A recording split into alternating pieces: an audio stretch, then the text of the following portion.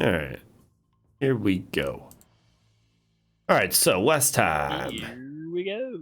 You guys basically defended your homestead. You guys had learned about the ancient library's true meaning, that not only did it hold knowledge, but that it had an actual true hidden underground library that the Reverends used to store knowledge for thousands of years, supposedly, or at least hundreds, for sure. You know that there's this secret group, basically known as the Chamber of Lapidaries, that has kept these secrets alive. Kept them away from the Red Council and many others. You guys decided to go and slay Leodor, the headmaster of Alberzine, and in doing so, decided that you were going to now learn the secrets of this ancient library. You went in and spoke to Tamora, a hardened statue, learning many of its secrets. You took this coin. You then transferred back to your home, went back to Inventus, defended your homestead after a long battle after meeting Beatrice Hemtrix. You made her safe. You had basically learned that Grendridge had failed his attempts to sway the Dragonborn army that were headed towards the storms in Yorwood. And you know that Grendridge is coming back in about this time, about 20 or so hours. He's had a day and a few hours have already passed. And at this point, you guys have about 11 to 12 hours, as it's about midday, before the attempt on Landen. You guys left off kind of just gathering yourself, and fuck this, you had walked just into the house with Duger. He had walked up to you, spoken with you, and given you the news that there had been a caravan with elves just outside of Amedia that were found. They had a charter, and there was many names of villages and towns that were on that charter. That was about the last thing he said. So we're going to pick up with him and you guys going inside. As he does so, pretty much just kind of looks around and then very quietly, "We can talk more about this later, but I think for now, it's safe to assume that things are not right here in Hexwell at all. I feel safer here, and I can back you up in any means necessary. I have 3 of my brethrens that I brought with me. We're all great workers. We can fight a little bit, but infiltration and explosives are our expertise. Used to doing that in the mines." He kind of sits back and just leans up against the wall. Now, it is midday. What do you guys wish to do? How's everybody's health? That's a great question. I'm less than half currently. I'm full. I didn't take any damage. Only my elemental took damage. I mean, we'll be taking a short rest, so you should be able to get, healed. Yeah. Okay. Boy, do I have some messages I want to send. Does the mention of explosives pique your interest, Magnus? Yes. Okay. If you want to talk to him, go for it. I still have some stuff to think about.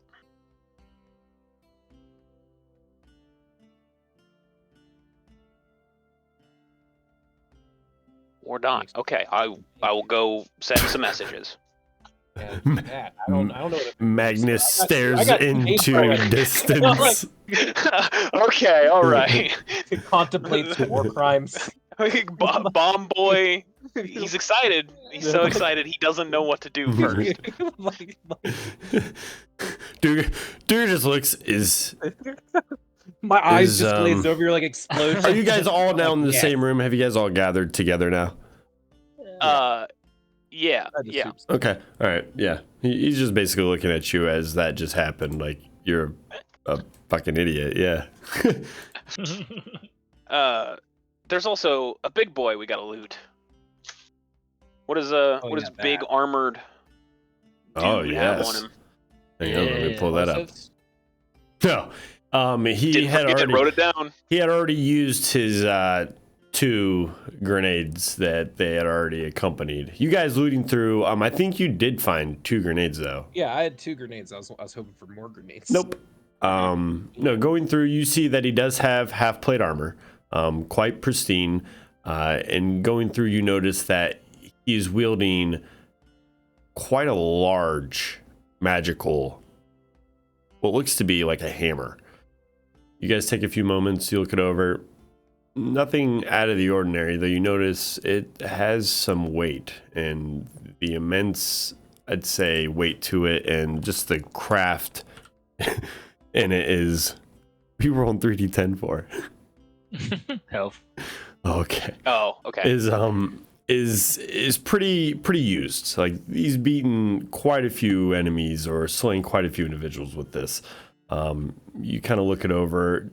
Fuck this, you notice this to be somewhat of like a warhammer, almost in the way you would almost depict it.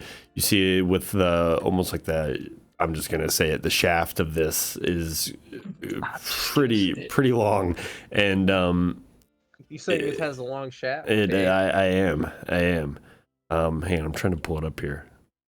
I keep going to Pathfinder 2e tools because Yeah, I also had to fight that urge earlier. Oh Jesus. It's like, what? I have it saved in he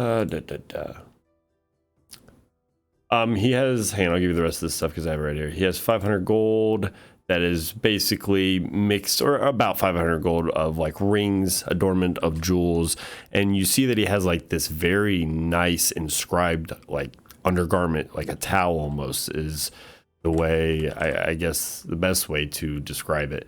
You kind of look at it and you notice that on it, you see that it has not only some sort of name, but it looks as if it's been stolen from what looks to be some sort of like, you guys speak Elvish, right?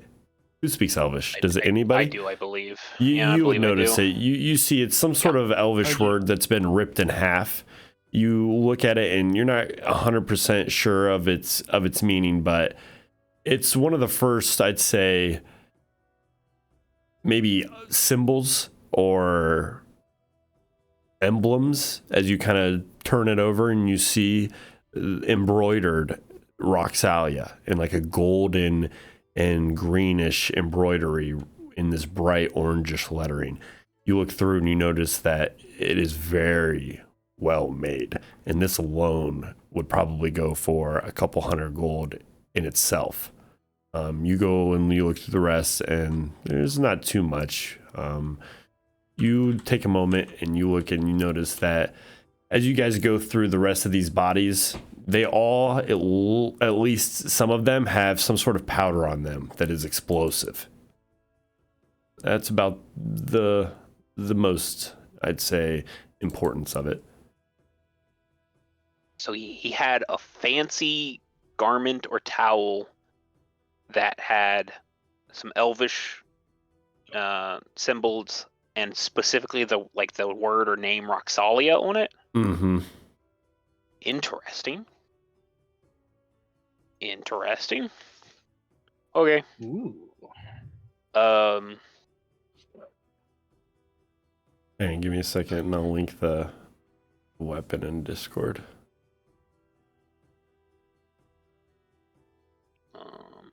You guys take a few moments, Duger. Everybody just kind of sits around waiting. You see some of the people, Landen, or Lawden, excuse me. He comes over and they kind of just start sifting through, picking through some of the bodies. Nothing too crazy goes on. They just kind of take a few of the basic mundane weapons and start arming. You guys gather about 5 or 6 short swords, a few shields. Lawden comes over. We should probably use these for some of the townsfolk. Anybody that could use them. They're still in good use. Yeah, we can't afford to be picky. Thanks. He kind of looks over. What's up with him? And he kind of looks right over at Magnus. He's being really weird. He's got a strange obsession with explosives, and you saying that really just, I don't know, set something off inside him. I mean, if that's Trying all to it think takes. of a way to bombard the airship tonight. You guys are really going to go after the airship? That's the plan, yeah. Yeah. All right. Well, I mean, you all think that that's the best way to go about it? I don't think anybody's going to stop you. This is, and what it is. Let me make sure this is right. Yep. And I'm just linking this in the campaign Discord.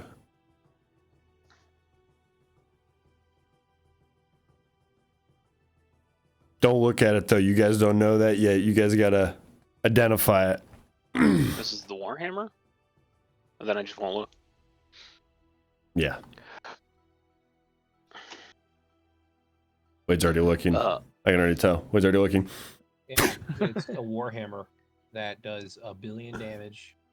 Cool. And I've totally tapped into Discord and just stared Yo. at it. If I could use it, I would. It's a big one, so I could be an Earth Elemental wielding a Warhammer. That'd be cool. Except I'm not proficient in that, so I can't. No, if that ends. Yeah. Do you need to be proficient with a Warhammer as an Earth Elemental, though? Really? No, Warhammers? I would keep the weapon proficiency if I was proficient in Warhammers as Orem, but I'm not. I'm not proficient in martial weapons. No, my point is, like, even if you were, like, would it even be worth it? Depends on the Warhammer.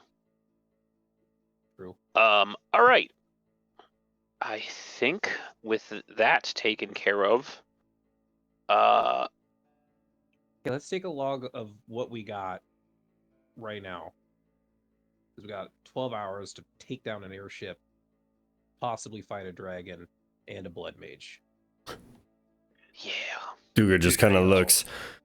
And I also hear that there's a small army that's been formed headed towards your wood that many are talking about. Who knows what they're going to do? Those are the Dragonborns, yeah. Yeah, just bad timing. I don't know, Dragonborns would probably be like, if I was going to make an army to fight a storm that does elemental damage, Dragonborn would be like my first pick. It'd be a good one, yeah.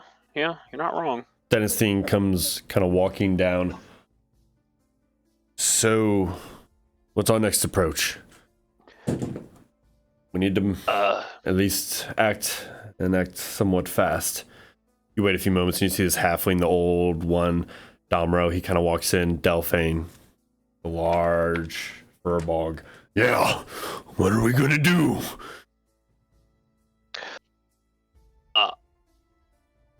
That's a very good question. It kind of depends on the next two conversations I'm about to have. I'm gonna send a message here in a moment. Before we send the message, though, how much can you carry when you turn into your giant goose form?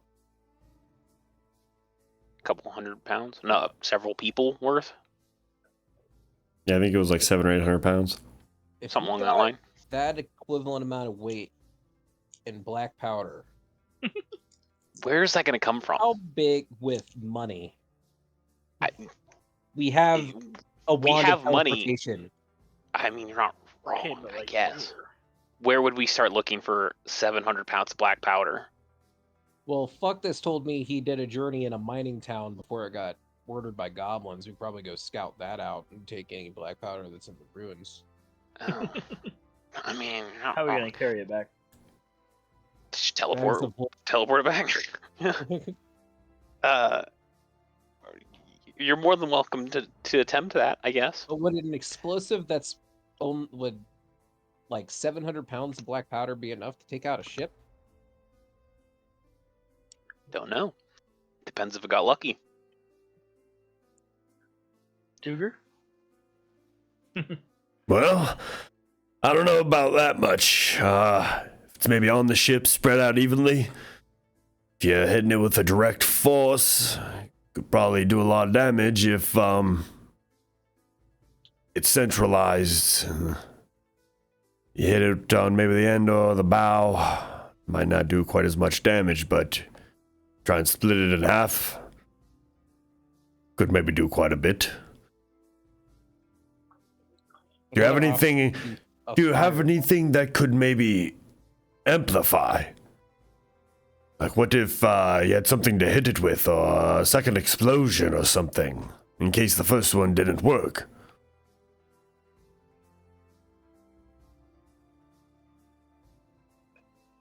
Do you have suggestions?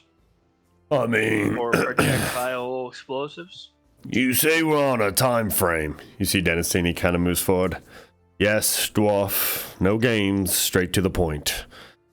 I'm not playing any games. You say you want to use explosives. Talking about an airship, yeah? Mm-hmm. Probably need, maybe not even as much as you think. Maybe well-devised attack. Maybe not even bring it down, but, immobilize it. If we immobilize it, then maybe we can at least slow it down enough to get on it. Oh, What if we just set it on realistically fire? ideal. it'll take too long, and they'll be able to put it out. They'll have mages or something on there. They'll be able to handle it. That's what napalm is for. Okay. I'm not sure where we're going to get the napalm within 12 hours. Listen, have. How far do you have to enough travel? Where are you meeting it? How far do we have to work with? Pretty sure it's gonna be flying over our heads in like 13-ish hours. Well, So not far. how long do you think it'll take to get to Landen from Amedia? By airship, I have no idea. I don't travel in those. So Well, that's how long it's going to take to get to us. We figure that out. That's how long it'll be. who's used airships? Do we know anybody? Have any of the people here that aren't me? An in airship our immediate expert group? is on her way. I don't know. From what you guys told me, she like piloted the first one ever, and then like a party member that you guys knew died. Like Those were kind of minutes unrelated. after. That was mostly his fault as well. She would have a much better insight of airship capabilities and how long it would take. How long did when we went from to the Contravance Holt the first time, did we leave from Inventus? It was a little bit north. You guys got picked up on the Padre prison in the desert, so it was a little bit north. Okay. But it wasn't too far. It was more like, in like this region, kind of, a little bit. Yeah, and you how guys, long it was did like it take to 3 get there? days. Okay, so that's a little more than double. So it'd probably take them a day-ish to get from Amedia to Landen. A very loose guess. I think that sounds about right. Maybe a little bit longer. Padre Prisons. Where is it exactly? It's right So, here. And it yeah. took them 3 days to get from here to here. No, to get from Yeah. here. You guys left Padre, ran Yeah, through we the went desert north. for quite a while. Fought that Yeah. sandworm, kept running for almost a full day. Uh-huh. Yeah. Like, that's almost 25 miles almost to there. Well, like, given around that mountain range. And then you guys went Okay. to Contravance Holt. Wait, you said 20. You told me that Hexhol's the size of Australia. So like 25 miles. No, you is dude, like- you You're getting into okay. semantics. Dude, you're getting okay. You're I've slowing told us- you. You're slowing us down. You're slowing Yes, us down. it's close, but listen, the whole map from width to width from here to here is almost 1,500 miles. Okay, from the smallest point from here to here, in some cases, is 900 miles. Australia at the widest point is about a little over 2,000 miles, Wade. So yes, if you measure from the Contravance Holt, like Eridan's to Batoon is almost 7,500 miles. Like each one of these hex grids is close to 25 miles ish. So if you go across that, That's about what it is. Like from Contravents Holt, because you guys can travel in one day just walking, like what, 12 miles? And then by caravan, I think it's like 25. When you guys traveled via airship, you had a storm which aided you. And you guys traveled about 75-ish, give or take, per day. So from here to here, that was about almost 200 to 300-ish miles. You guys don't know exactly. That's give or take. So double that to here, okay, is almost 600 to 700 miles. You go from edge to edge, you're at about 800 to 900 miles of just the shortest part. That's not the width. So yes, it's close to just Australia. So you got to say it's a little smaller, but yes, it's comparable. Yeah. So then what's your question? I'm trying to determine how, like, the time, because, like, how far... You don't know. You don't know. You're not going to be able to say, hey, this is it. You don't know. Except It'd be you a can. guess. No, you can't. It's weather. No, there's weather. No, there's weather. That's what I just said. You guys got here in about 3 days, but you had weather and things that aided you. There's events. There's a reason why. I mean, you guys don't know all this. I can't tell you everything, but I'm just saying there's reasons why. That's why we rolled for each day.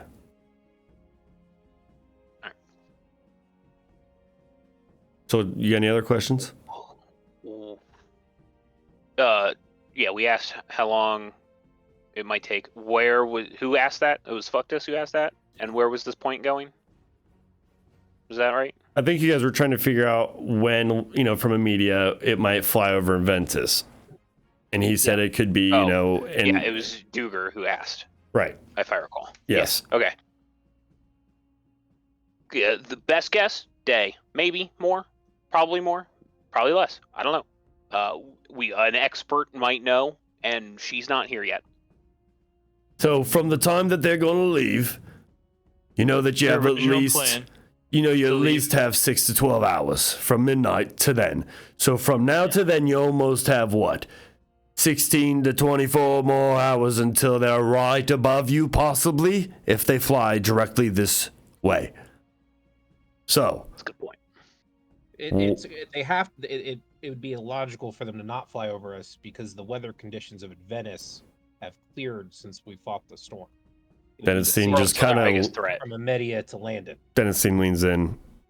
You overestimate. They know we're here. They're not stupid. They're not just going to fly right over our homestead where we're willing and waiting, Magnus. You sometimes don't. You are underestimating what I meant. Of course, they're not just going to fly over our house. Well, that's what you just said. The weather effects of Venice isn't directly. It's like the area that was affected by the storm. So you're telling me that you don't think the airship, not above Venice, that just had the storm path cleared by you all, might not be taken advantage of by then? I'm not saying it's not a possibility, Magnus. I'm saying you just need to be more understanding of what could be a possibility. And your tone just really fucking sucks sometimes. So when you want to address me, please understand we're on the same team. You see Duger lean forward. Yes, he makes a point. The weather is clear here.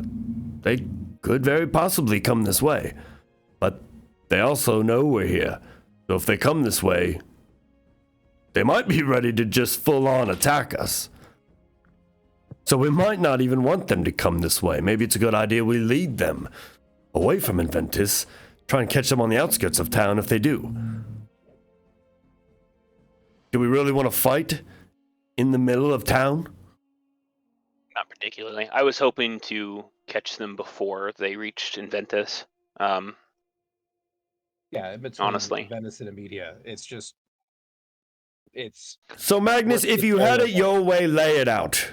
Tell me your plan, so that way I don't hear any piggybacking or any dirty deeding after someone else says theirs. What do you want to do? Well, the easiest way to get on the airship was when the weather's clear, because flying or getting onto the airship while the weather's all fucked up. So what if the weather doesn't involve it? What if the airship doesn't come when the weather's clear? Then what? Then we can attack like whenever, but like I'd prefer that to be after they pass at Venice. What's a plan or before? that can work without as many risks? We keep involving all these differences and plans, and it just increases the amount of risks that we have to take. What's one plan you want to do? No matter whether it's day or night, good weather or bad weather, what's the main plan that you want to put all of your ideas and effort behind? I got 2. He rolls his eyes. Options. All right, give me the 2. That's better than nothing, I guess. The first one is we attack them before they even get close to Venice, and is in between Venice and Amedia is when we would be aggressive, and that would either we could use napalm, explosives, we could drop an earth elemental through their ship. So we got options. We have explosives and we have napalm. Yes. How much? Enough to take a ship down.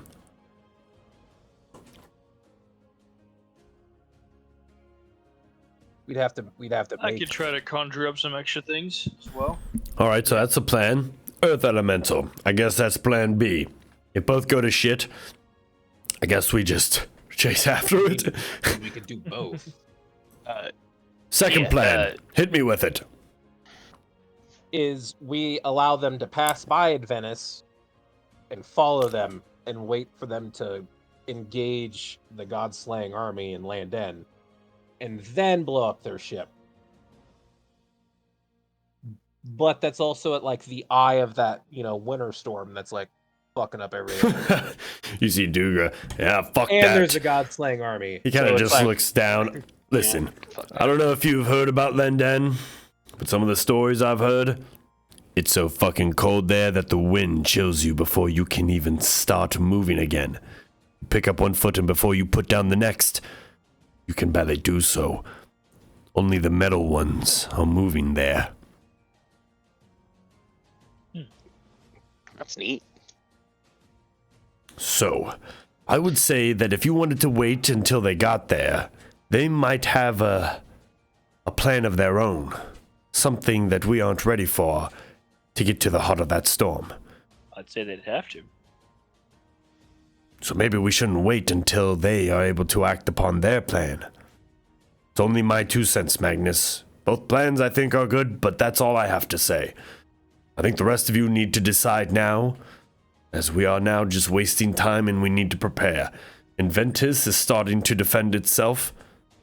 We should be doing the preparations for attack. Going on the aggressive. So that way if we need to, we can go on the defense. Dennisine kind of steps back after saying this. I think that, I think it's time that not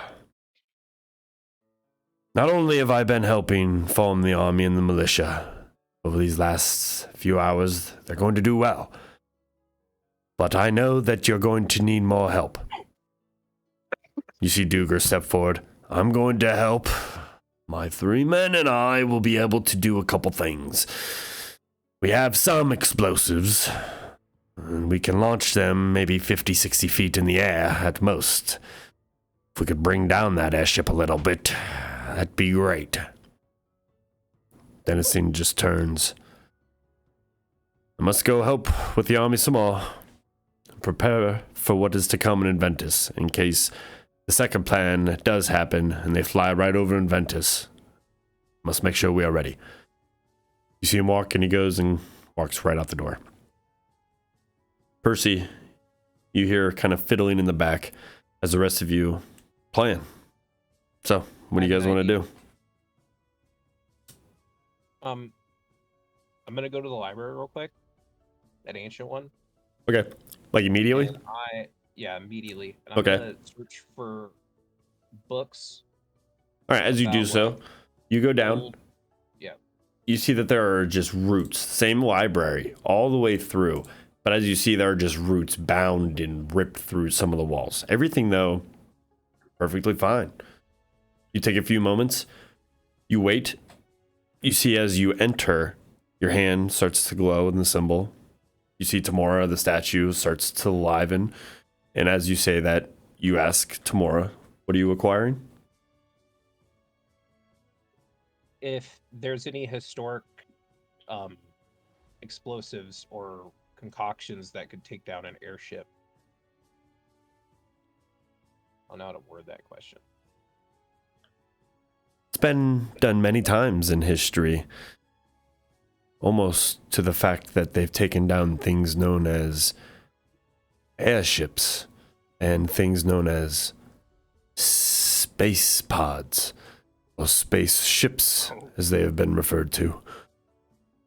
You see Tamora motions, and you see a few books start to illuminate on the shelf. You go over, you take a few moments, smart enough as you are, you don't need to roll. You take maybe 5 to 10 minutes through these illuminated books, and you see that well-positioned strikes, especially at the core of whatever this power structure is, you don't need to understand it, can immediately possibly just destruct the airship, bringing it down. Not only bringing it down, but quite quickly. The sails and everything are more for operational steering and for just, kind of keeping it in, I guess, a certain accelerant propulsion in a way. So that way turning, you can accelerate if you need to. So what you're saying is the sails and stuff are what gives it like forward and backward moments, but it kind of floats on a little bit its of turning, right? Or maybe allows it to increase in speed or slow down depending on the direction. The sails kind of act as like momentum a little bit with how it acts. But yeah, if you were able to, for your purpose, destroy the actual floating it, the actual power that is given to this, whatever that is, you could do so. That could be done with a large enough like explosive, a cannonball, a big enough concentrated. You look back and you see that throughout many of the Rocks Wars, when these were happening, the Hexwall Heretics and many of the other opposing forces, this was a very big thing that took down many rock ships that were a very big nuisance back in the day during many early wars before the elections even started. And before the treaty of the air, circular system, they took hundreds of airships down by this exact way of using explosives in a concentrated manner right at the center of these power source helms and just bringing these ships down to the ground.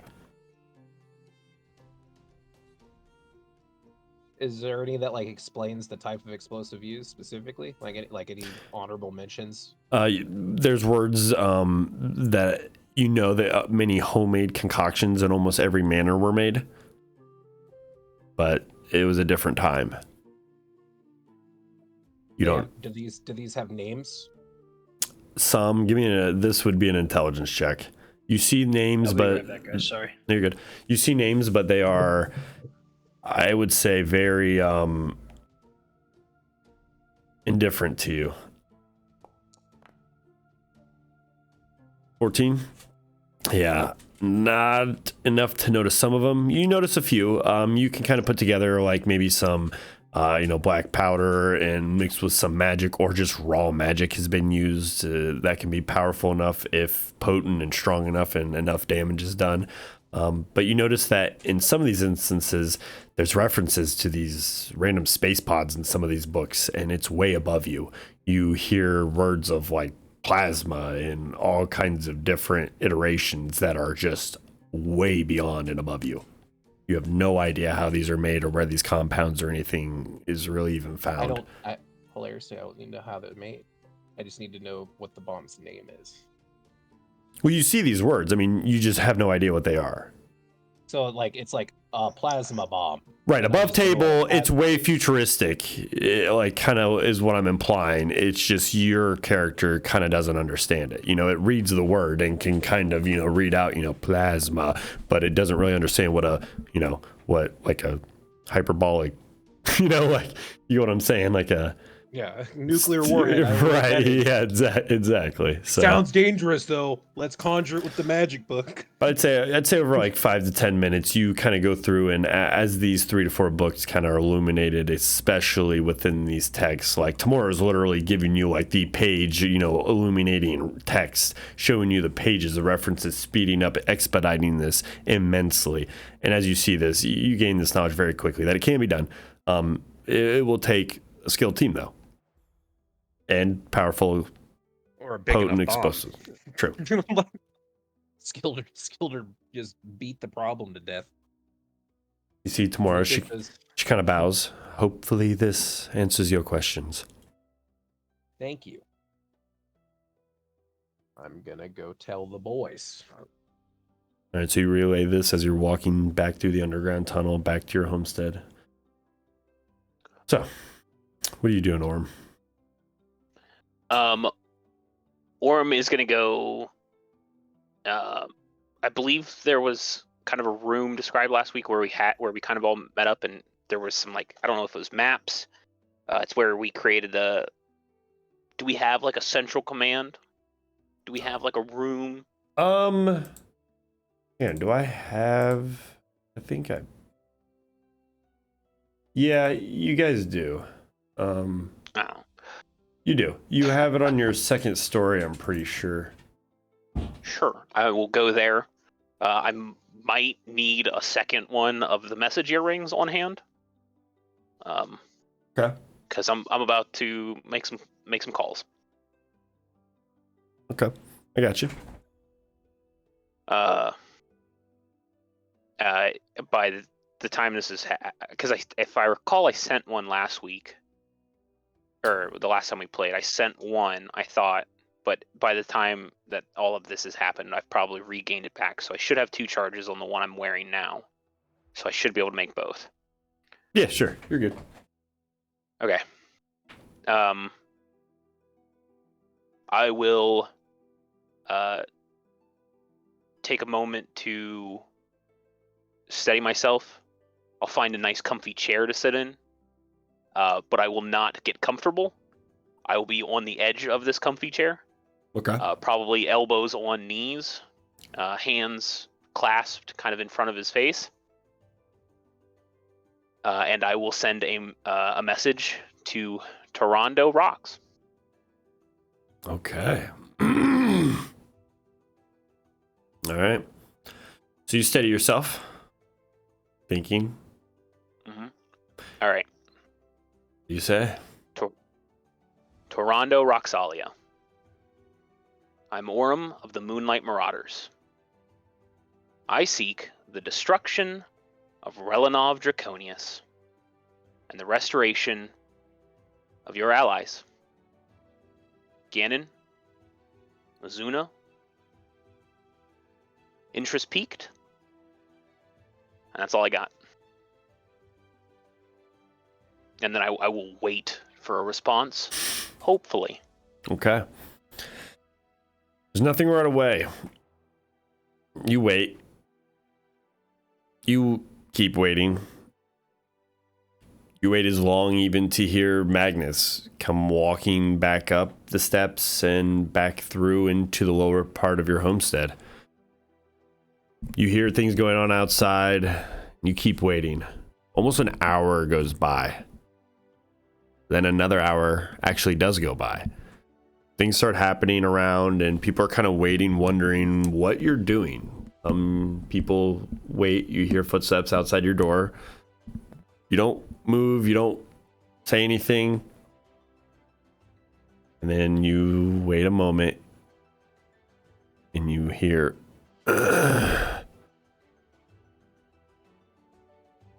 You have reached out to me.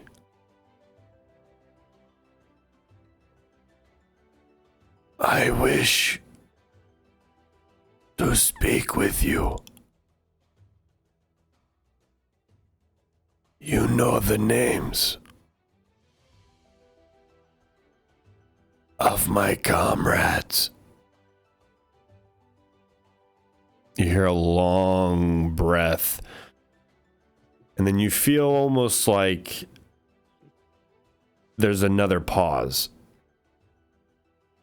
You wait a moment. On the edge of your seat, another 2-3 minutes go by. And then you hear one more time again.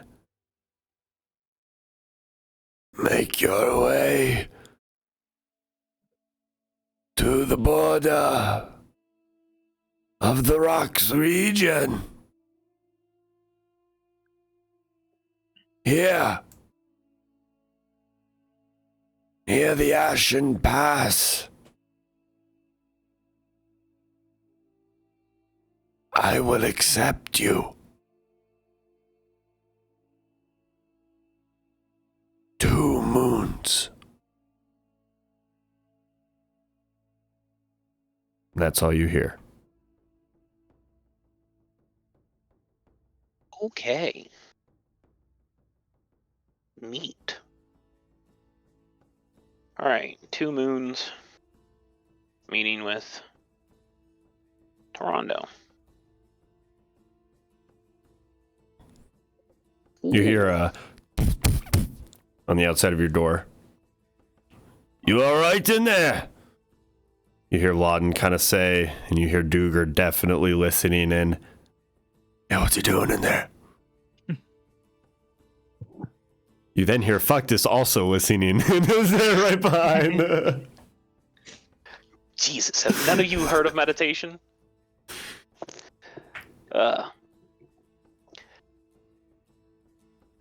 Listen, guys, it's gonna be an eventful night.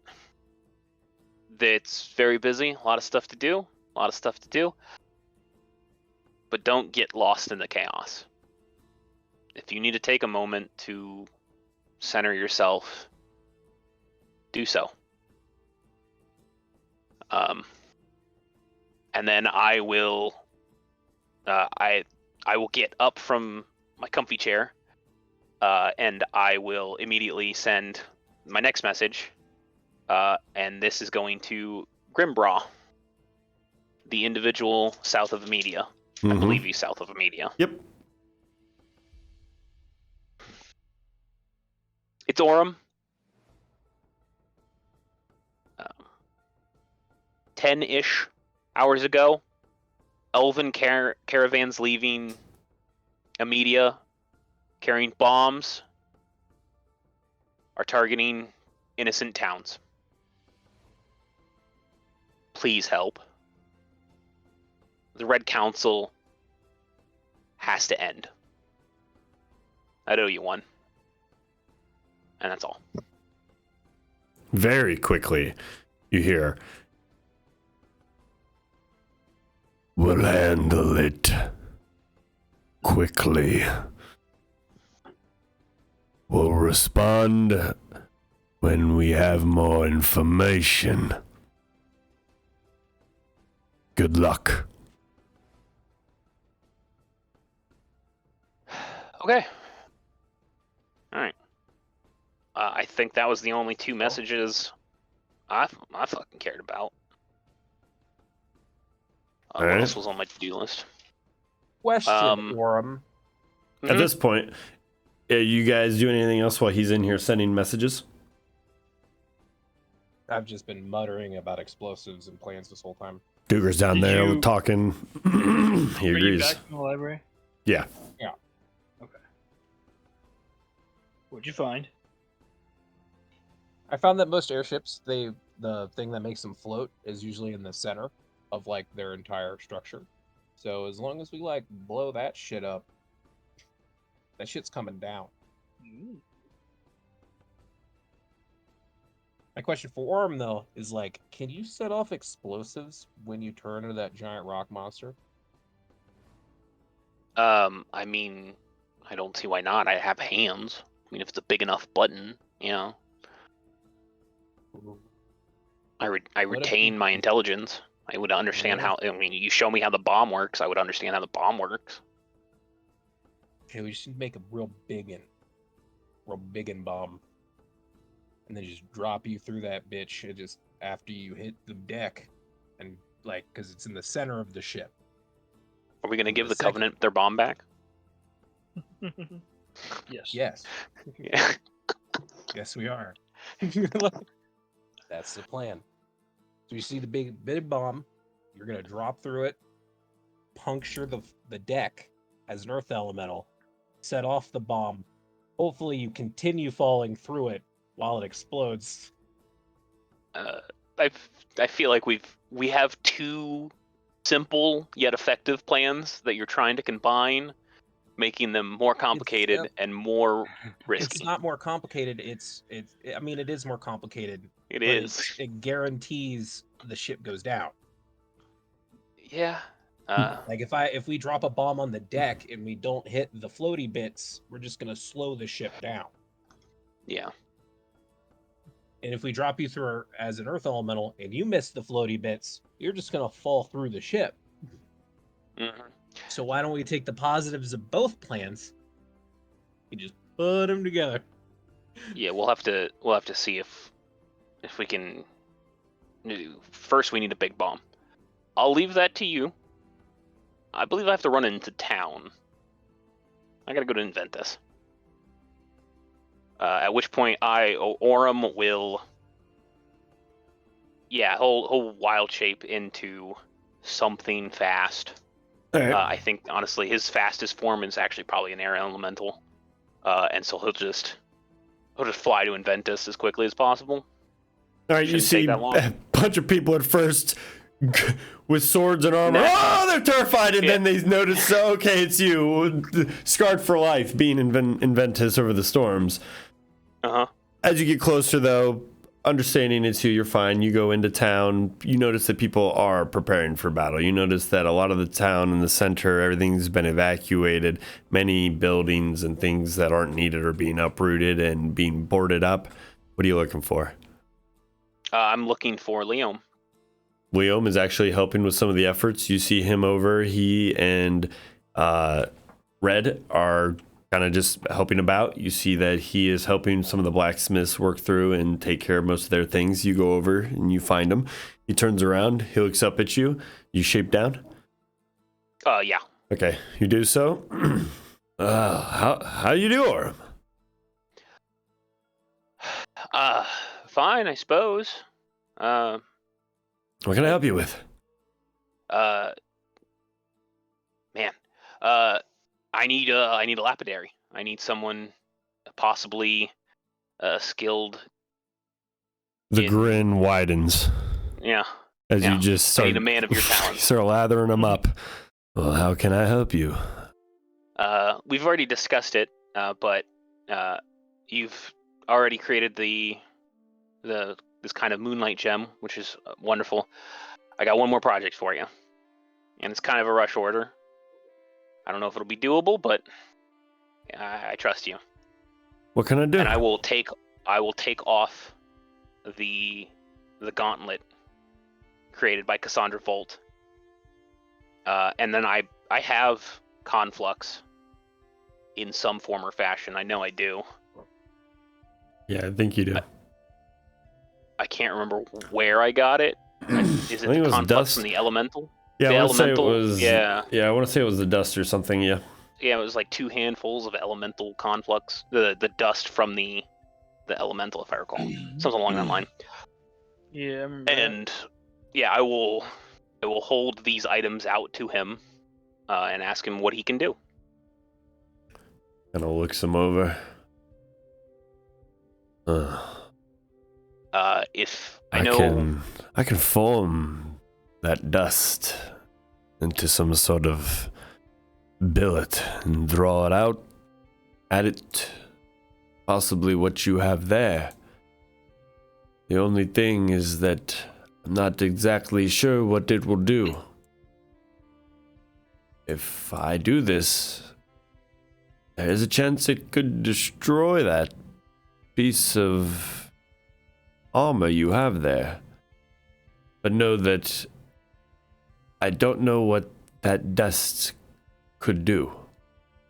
Do you know? Are you sure you want to add this? I'm not sure of much.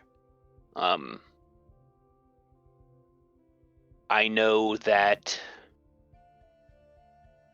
faith and trust is something I need to work on. So I will have faith in Cassandra Volt's craftsmanship. This is something of her own design, and I mean, she is capable of creating machines that create world-ending storms. So that's, that's something. And you are one of 2 Moonlight Lapidaries. And not only that, but you also have access, as far as I'm concerned, to the chamber of the Moonlight of the Lapidaries. Back at home, I have an entire library. If you need to research, you're more than welcome. The question is not whether or not I can do this. I am trained in infusing. If you say this is complex, I can infuse this into your bracer. Just know that the effects that it has are unknown. That is all I say. I can do this. If you help me, I'm sure we could expedite the process into maybe 3, maybe 4 hours in total. Are you willing to help? I mean, I'm no lapidary, but I am capable in smithing and tinkering, so I should be of some use. It looks over at Red. All right, let's get to work now. And he drops what he's doing, and he immediately goes and starts grabbing tools and hammers. You see Red go over, and he starts to light the forge. And it looks as if you're doing this now. As this is getting ready to happen, we'll come back to it in a second. It's just going to be just a few checks. But what are you guys all doing while you guys know Orem is... I'm gonna cast message. Okay. To Orem. I'm gonna ask him while he's in town if he can ask our Moonlight friend how big of an explosive he can make. I forgot to tell him before he left the house. Over.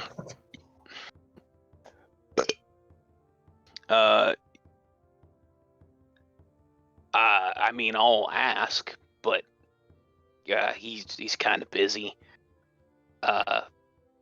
You're the bomb guy. I trust you. For some reason. Figure it out. And that's all you get. All right, now. And then we're about to make explosives right now. Get All out right. that Now, magic quill and that paper. is there anything that you guys want to do before I go to Orem? I was gonna I guess I was gonna check on the children, see how they're doing. They're actually gathering the war efforts. So they're in with town. Dennisine just kind of came back just to check in, make sure, you guys were good, everything. And then he's going back, kind of leading the war effort within town and everything that's going on. And the cleanup and the evacuations and stuff, making sure everybody's pretty much ready. If you guys are good, we'll kind of we'll see how long this takes, depending on these just a few checks here. So, Orem, you and Liam, you guys, along with Red, although mostly you and Liam, make your way. You work on this forge. You start shaping this conflux into this billet. You put it into the forge reheat process. You draw this out multiple times. Upon doing so, he tells you that he's going to inlay it basically around the wrist part of the bracer and part of the gauntlet area where it's going to infuse and wrap around. It'll be almost like this dark hued black. And as he starts telling you this, he tells you that it will, you'll know that it's right when you look and you can't see the crack within it. That means the seam has connected, that the magic is infused. You guys go through, and as he does so, you are handing him tools at basically the snap of a whip. He yells, "Hammer!" Give me a sleight of hand check. Okie dokie. The other thing, if possible, that I would like to be doing during this whole time, if he's the one doing most of like the work, Mm-hmm. I would love to be casting guidance on him. Okay. Right. Yeah, So that's every fine. minute, whatever. I mean, check or whatever, he's getting D4s. Like Yep. I'm pumping everything into him. Sleight of hand is let me look at this thingy. It's this one. What was that? Better hope you roll Sleight. good. That one. Roll normal. Here we go. Dex. This should just do it. Did that do it? Yeah. Nice. Oh, nice. So you see Liam starts somewhat faltering, somewhat tiresome. You quickly hand him a little bit lighter of a hammer. Him getting old in age, you adjust properly, saving him. You see him smile and thank you. He goes back. Now, give me a... let's make this a performance check plus your proficiencies. As you see him start to tire down, and he looks at you. Swap off. I want to watch as you form part of this. As every part of everything made should have a little bit of the wielder in it itself. Okay. Then I will. So that would be a D20 plus my charisma plus my proficiency bonus. Is that right? Mm-hmm. Mm-hmm. Okay. So this is going to be +4. I'm not going to mess with the macro or anything like that. So +4, so 11. You look, and as he sees you, okay, he quickly comes over. No, strike here. He quickly kind of guides your elbow slightly in and adjusts your strikes as you hit, just adjusting slightly. Not perfect, but good enough. After you work for about 30 to 40 minutes repetitively drawing out this billet, he turns. All right, it is my turn. It's time to inlay it. And this is going to be a very delicate process. Give me a perception check as you see him look, as you guide him in on where to inlay this.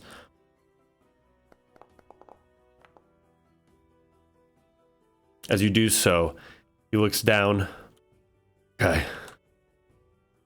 Very careful. Easily, both of you guide it down perfectly and drop this right around the wrist, just like he had described. You see him.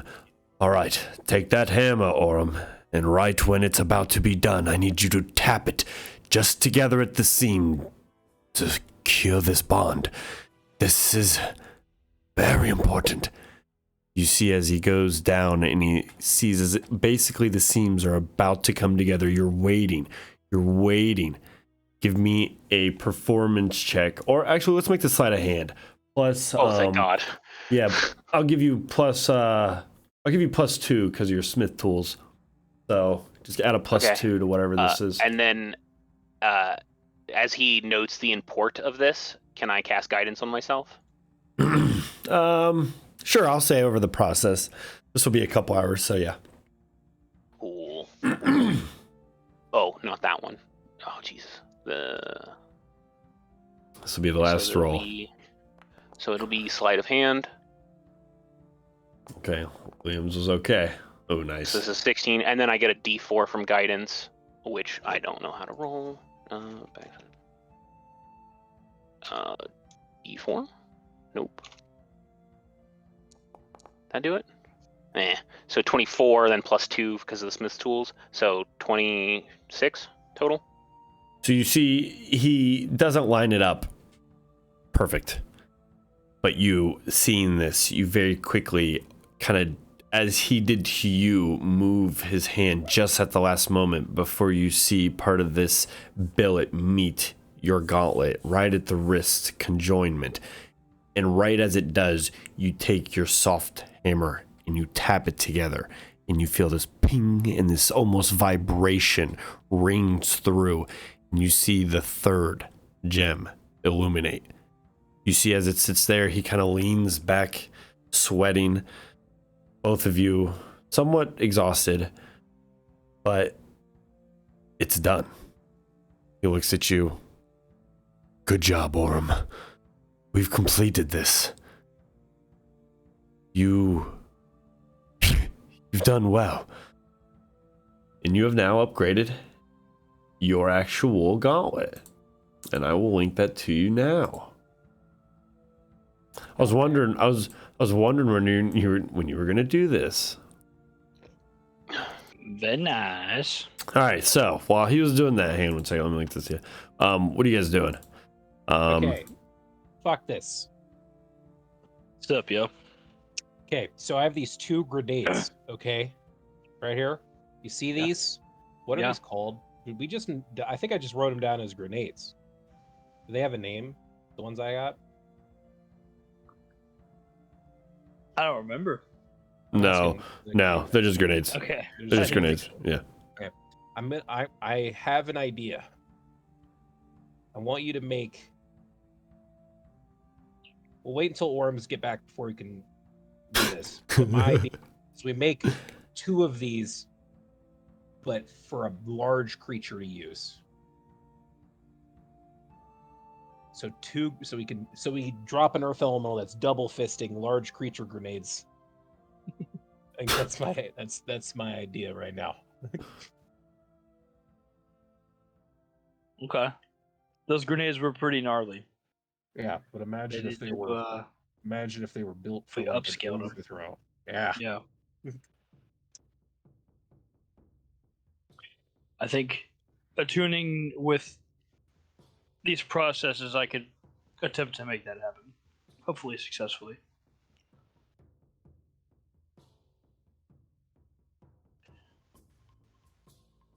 I do have like 12 pages left, 13 or something. Okay, so we'll hold off on that one. You should make more napalm. That napalm we used in, fucking Vampire Town, though, because that's gonna be useful even if we don't use. Yeah, those like the 5 bombs that I made before. Yeah, Yeah. we should definitely make those regardless of what we do. Those are great. But you were saying make those just on like a greater level. Yeah. Yeah. See if we can just get a big one of these, like, ask for like ogre grenades. Actually, I had another because when we made the napalm, we were able to get another effect on them because we made them like holy napalm. We made it holy napalm essentially. What if we made anti-magic grenades? Because the ship flies with magic. We'll wait for Orm. His opinion that would, because I don't know if an anti-magic grenade would knock him out of its wild shape. So about now, Orem, you hear walks through the front. Hey Orm, Hello? if you were shapeshifted and walked into an anti-magical field, would you stop being shapeshifted? I don't think it would knock me out because I don't think it's like an ongoing magical effect. I think the act of transformation, that is a magical effect, but then once I'm in, I'm in. Okay, so what you're saying is like as long as you're an elemental and the animatic, nothing's gonna knock you out. It's just you can't shapeshift after. This is an actual mechanical thing. Like we need to know this. I have no idea. This is a sage advice if I've ever heard of it. I have no idea. Like it doesn't say anything in Wild Shape that anti-magic fields do. Magic.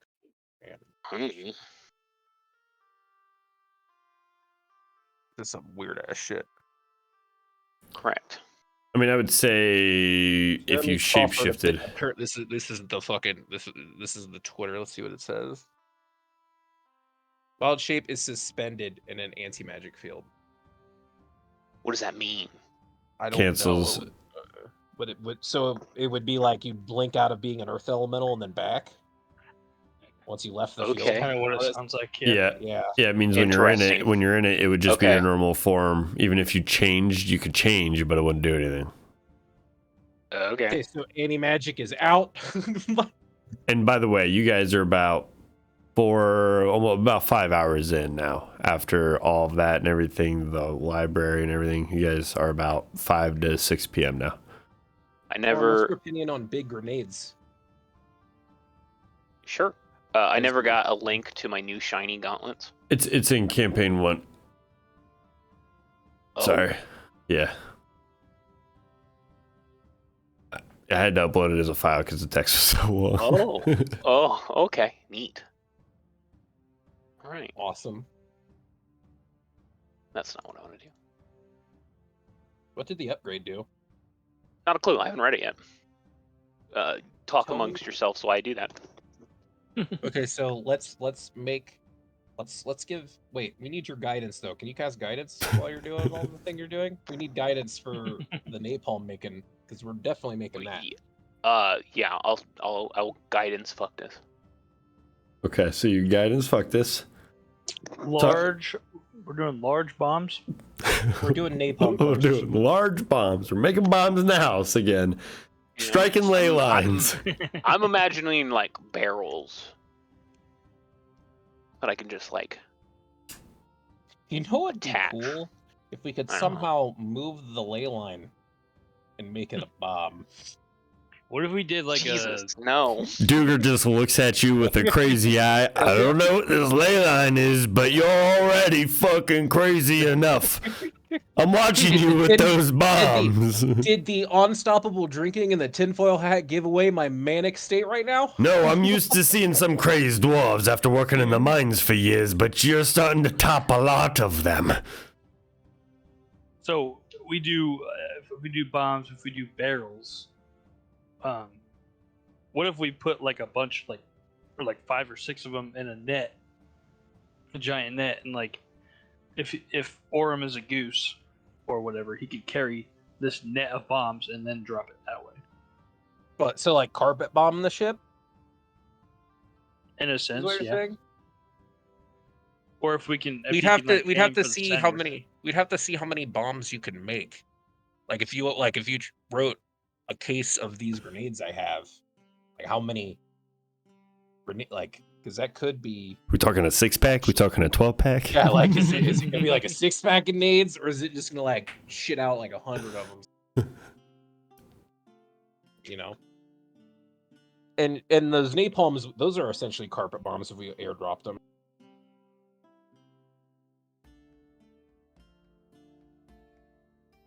Because those are scary.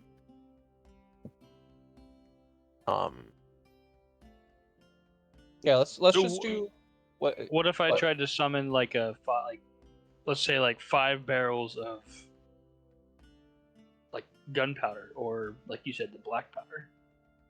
I don't think that would be as explosives in the napalm we already the napalm we made was explosive as shit, remember? Yeah. Like I think like if you just repeat that. Now what would modify that napalm that we made to make it better at killing a ship? You see Percy.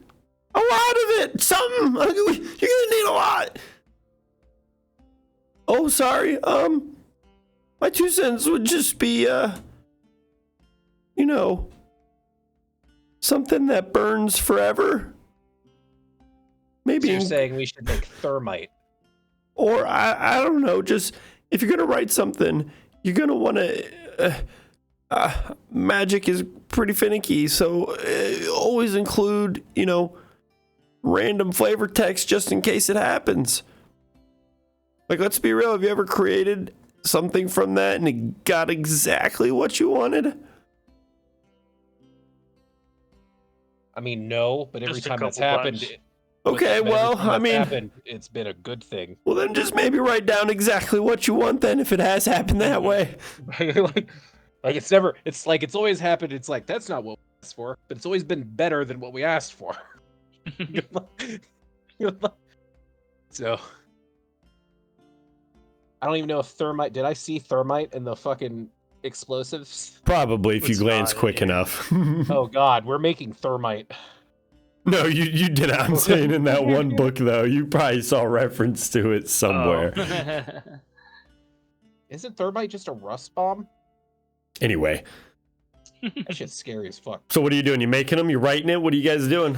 Let's make The let's same test bombs out the we case made. of nades. Yeah, Yeah, the same the bombs same we made. bombs I and made one- before. We got 5 of them.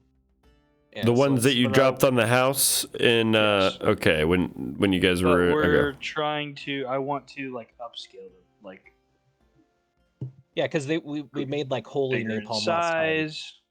Yeah, we don't really necessarily need the We holiness. don't need holy. We ain't dropping these on vampires. All right, so you're trying to make, what are you writing exactly? God damn, you have the note at your It's on the at table. Connor's. Yeah, Yeah. I think it might be in saved the it. It's out, folder. is I'm it not here? sure. Hey, let me see. I think it was like That yellow holy, folder. holy fire of death and destruction. It was like something ridiculous. Yeah. All right, I believe you. I'm not gonna. I'm at the table, but I'm not gonna go clear across it. I'll believe you. So let's just So you don't want holy. You're gonna take it out. You're going for Maybe what? Extreme. Let's use the word extreme instead of holy. With an make it E super or just an Or X? great. Just an X. It's just an Of X. course, it's just an X. It makes it more extreme. Okay, it's so extreme it's not spelled correctly. Come on. So you guys are sitting here and you're writing extreme napalm explosion. How many are you specifying a number? Are you doing anything? No, we don't specify a number. Just that it can give us more than we ask for. All right, here we go. This is how I do it, and now you guys are gonna see it. But I'll let you do it. Fuck this, since you're rolling it. So do your normal roll. Do your performance plus plus your proficiency. Okay. Well, the D4 is from the guidance. Right, I'm just saying plus your proficiency. So I'm just gonna roll a d20, and then we'll go from there. So Sure. it's a d20 plus 7, and then it'll be a d4. Gotcha. Do we still have an inspiration? No, No, I used it. he used it. That sucks. So we're Yeah, at roll it- 13 roll- right now. 15. All right. Now roll me a D100. It makes so much napalm, it just kills us all, like right now. That's not bad. One moment. Okay. You create. Yeah, let me make sure. You create 4 large sacks that fill from this paper. So imagine you have a paper that's about 12 inches by 10 inches. Okay. The 4 quadrants of that just quickly form into these sacks that you just hear. You feel inside multiple wrappings and almost like this clay lining on the like exterior of this woven kind of linen wrap. You smell immediately what is like this very potent, almost like an oily, napalmy, just kind of gasoline-like, very potent smell. You literally see part of the paper kind of just fizzle down, and you see right before it completely goes away. Actually, give me a perception check, because you rolled pretty well. Now, are these like the last ones we made, or are these completely different? You don't know. Hot damn. Oh! Okay, so you're going to see the whole text. Okay. As you see this, you notice that as it goes down, you see writing as it goes. Do not light. And I'll write this out. Do not light. So light it. Lights on impact. Perfect. Smothers and grows on organic material. So wood, does wood count? I'm assuming. It would be one, yeah. Sick. And this does 2d12 damage per second. So in one round, this would do 12d12. And I can't copy and paste it because it's from my table. Does it also explode? Or is it just like fire? No, it does. It on this impact, it explodes within a 30-foot radius, smothers, ignites anything that is an organic material for 12d12 fire damage per round, lasting 1d4 rounds.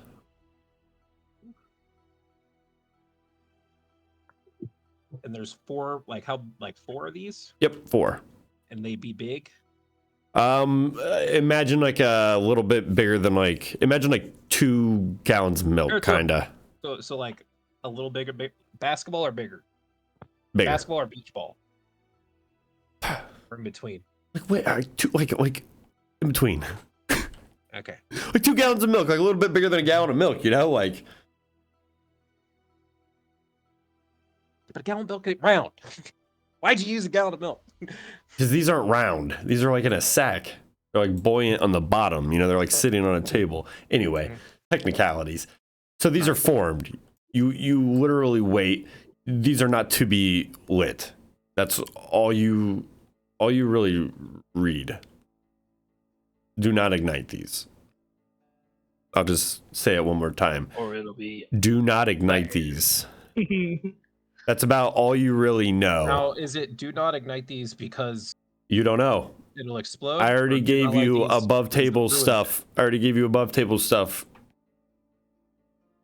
that I probably shouldn't have, but I would have forgot because the table's too big and I would have forgot what you rolled. Actually, I could have saw in Foundry. I'm not used to. But anyway, It was a 15 total. it? Okay, how do you feel about airdropping these on that ship, Orem? I'm gonna be real with you. I haven't been paying attention. I've been looking at my gauntlet this whole time. I have no idea what you guys are talking about. Huh? he's over in the corner and it's just shiny. Yeah, I'm just staring at it. What's it do now? A lot. So much. So much. I So much. have a better understanding of Cassandra Volt's machines. It'll help if we ever try to come upon one to disable it. That's neat. I can absorb incoming magical spells and turn them into my own power. So that's pretty neat. So, like, if I shot you with, like, does it have to be an offensive magical effect? Or can you, like, eat my minor illusion?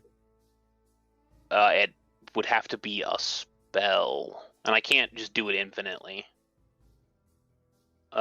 It would have to be the spell slot. It wouldn't be a cantrip, no. And then I can cast Revivify more often without the use of diamonds. So that's neat. I can do the roar still, slightly better. I can still speak with animals. I can still taunt dudes, which is a different roar. Wait a minute. It would seem. Didn't your gauntlet allow you to transform into, like, really wonky shit? You just needed material from Yeah, it? just the pelt or whatever. Why don't we combine fuck this's ability to fucking make anything with paper and that?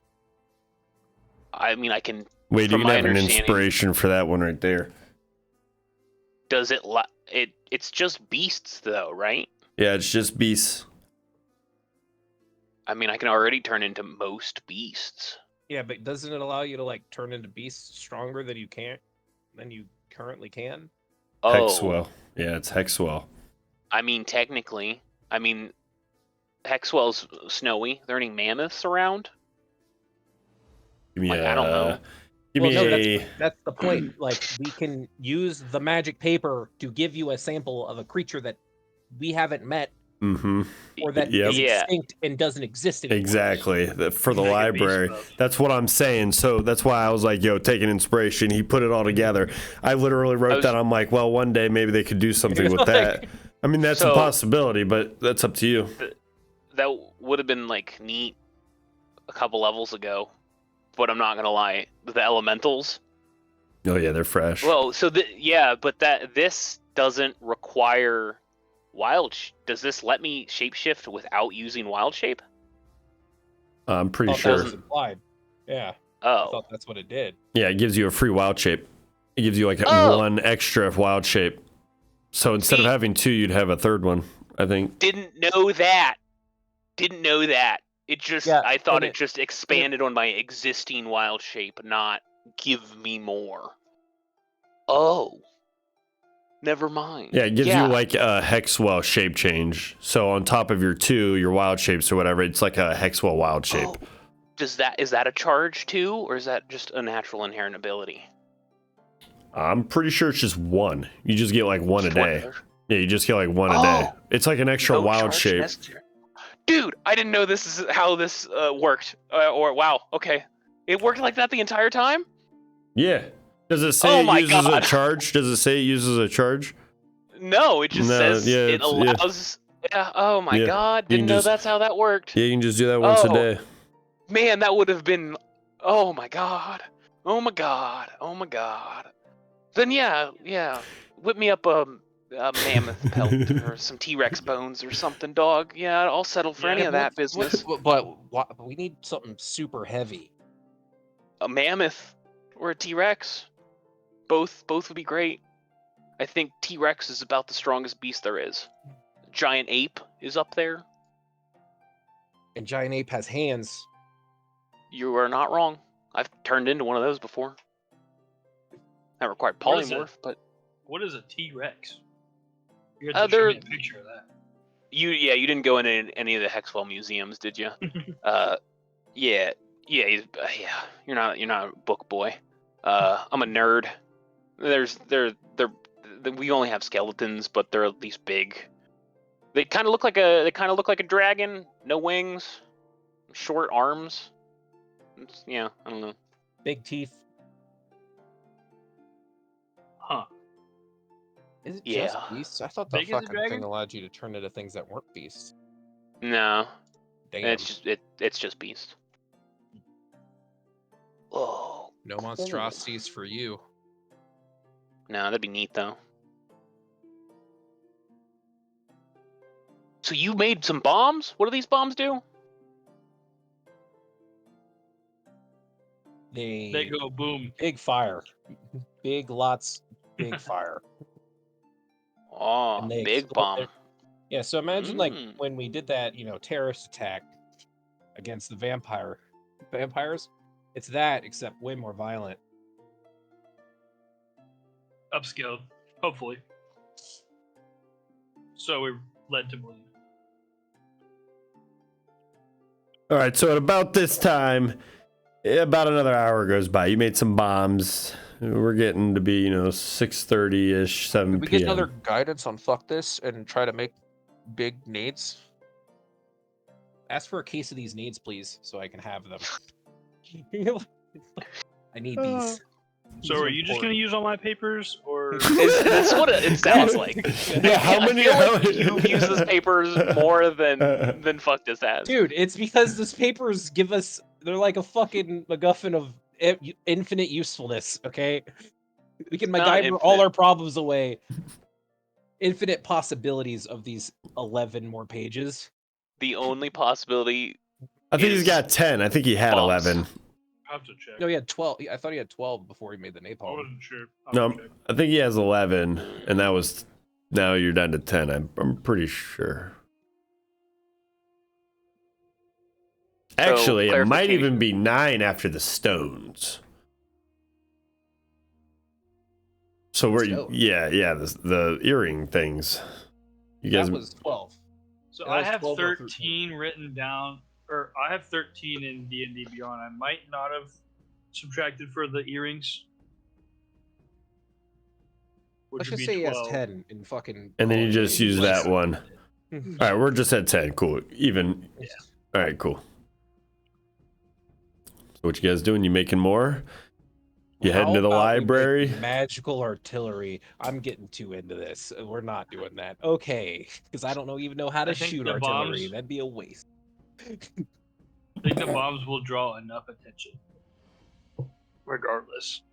I mean, if they get napalmed and they ignore it, I mean, that's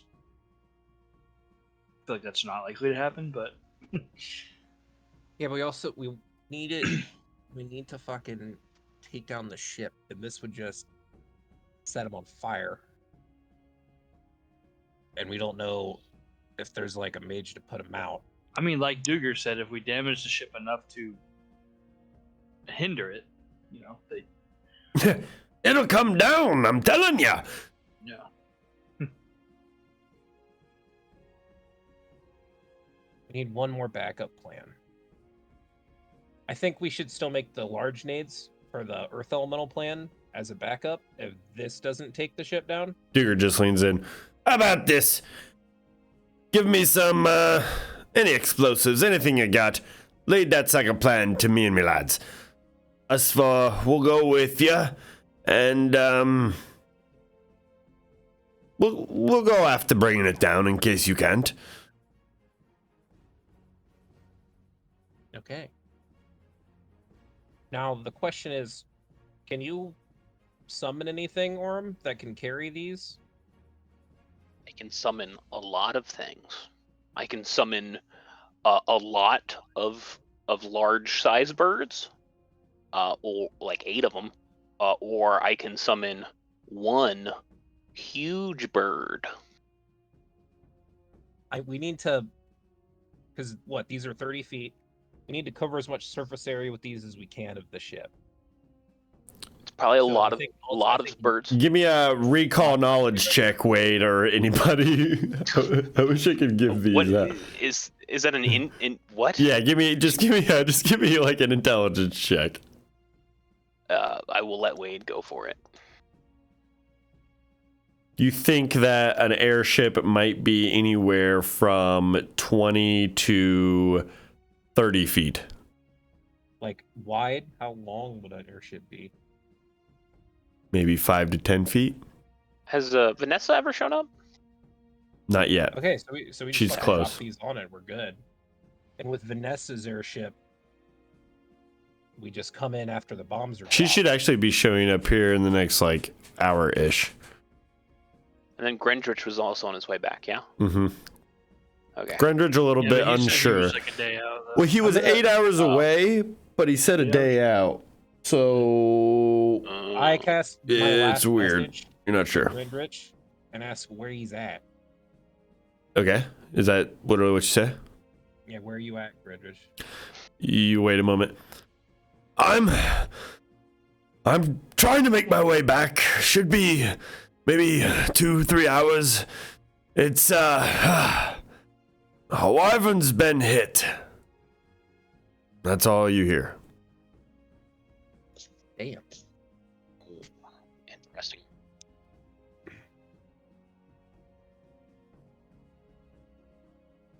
Well, that's news. What's been hit? The His- Wyvern. His Wyvern. What they were traveling on. Uncle's Wyvern.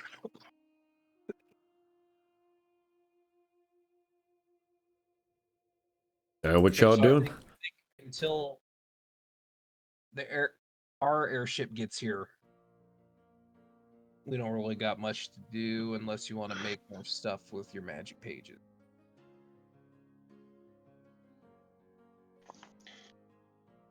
I mean, that's fine. We can time jump if you want. I have one 13. more thing I kind of want you to make. Well- If you could make a portable hole for me and lend me your bag of holding, that'd be great. A portable hole? Mm-hmm. Like a portal? Are you attempting to do the thing I think you're doing? Yeah, I am. Oh, Jesus, that's a terrible idea. Do Is you it? just Because want a bag of holding? I need both things. Oh. Gonna kill the world. Essentially, No.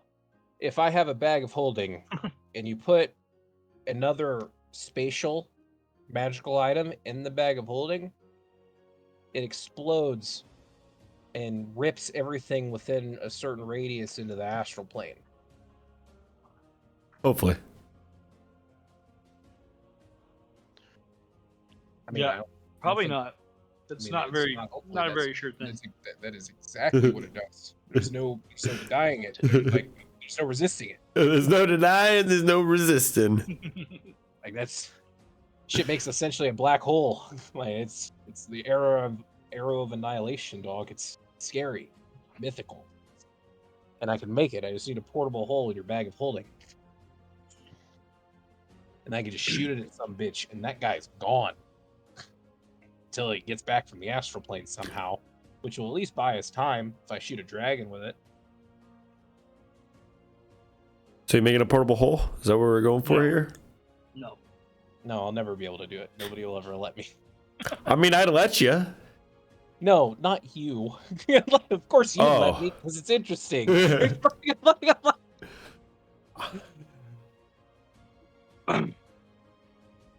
Time skipping to the airship? Whoa, one sec. We can make some Dragon's Bane shit. Do you think that would be worth it? Oh, Everyone? I know what I want to do. Can you? What would happen if you typed "arrow of dragon slaying"? Like, what would happen? Arrows of dragon slaying. All right, we need to get some scouts.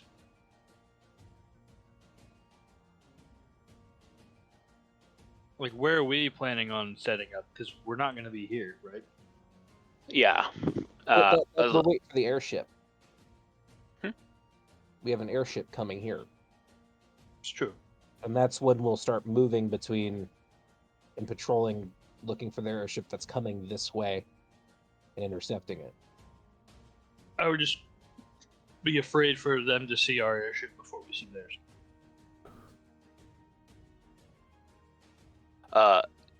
Yeah, ideally, I'm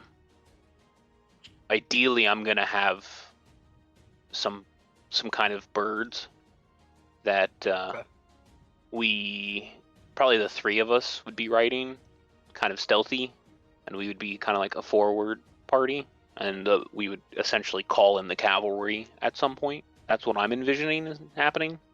Nice. Honestly, though, I would probably need to borrow your ring, so that way you can summon the birds. Because then I can... Actually, no, I can summon the birds, and then you can cast Pass Without a Trace. Either would be fine. So then we would be a very stealthy scouting party. Okay.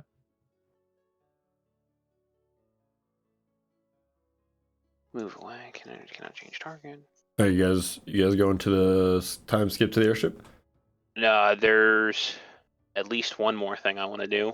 There's one more thing I want to ask Orem too. Shoot. Can you help me imbue my sword? That was one of the things that I was thinking about. Looking at what I got prepared for the day. The Baylor's blade, is it only like elemental damage? Yeah, from what Okay. you understand. Yeah. Wait a minute.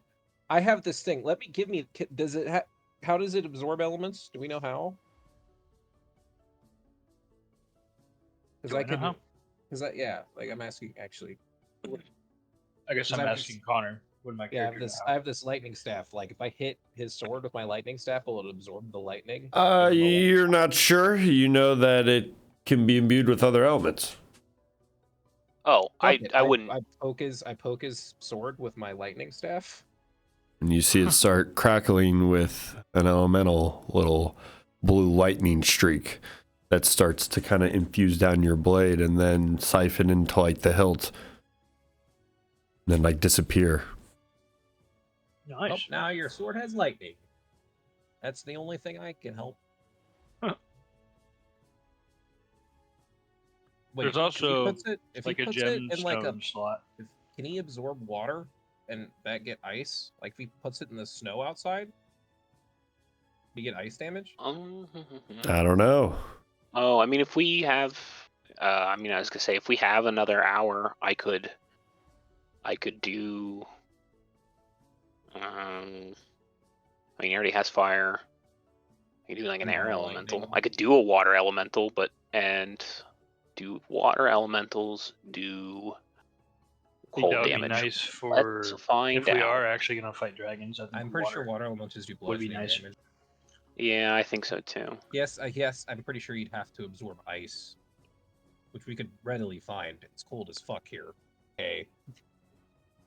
Ugh.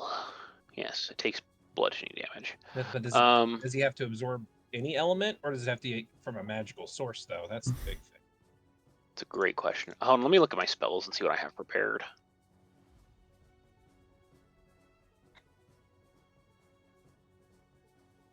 Yeah. Element? The only spell I have that would give you cold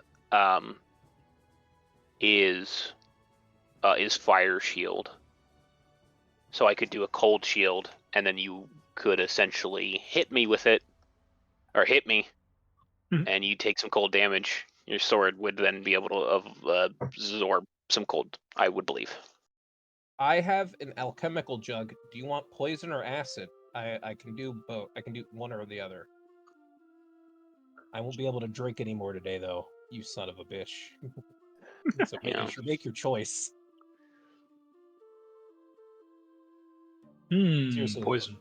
Poison? I make Poison. poison with my alchemical jug and pour it on his sword.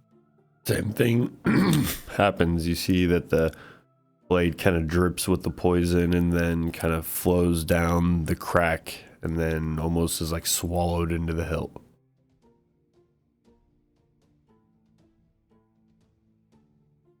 So Tomorrow I can give you acid from this thing.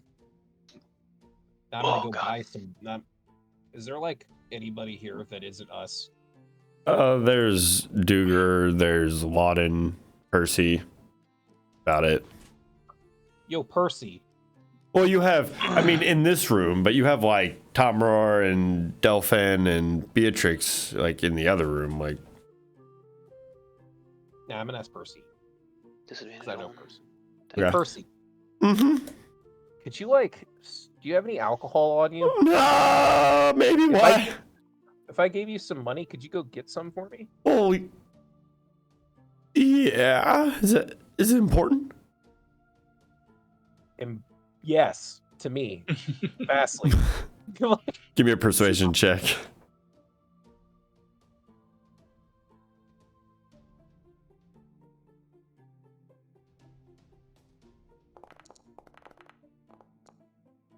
How much you want? Just like a cask. You got the money? Yes. I don't know how much that would cost, actually. Just give me maybe a gold and I'll pay you back. Keep the change, I don't care. Just give me alcohol. You see, Or just everything. opens and closes the door. All right, we'll say about another hour has gone by. At this point, you hear.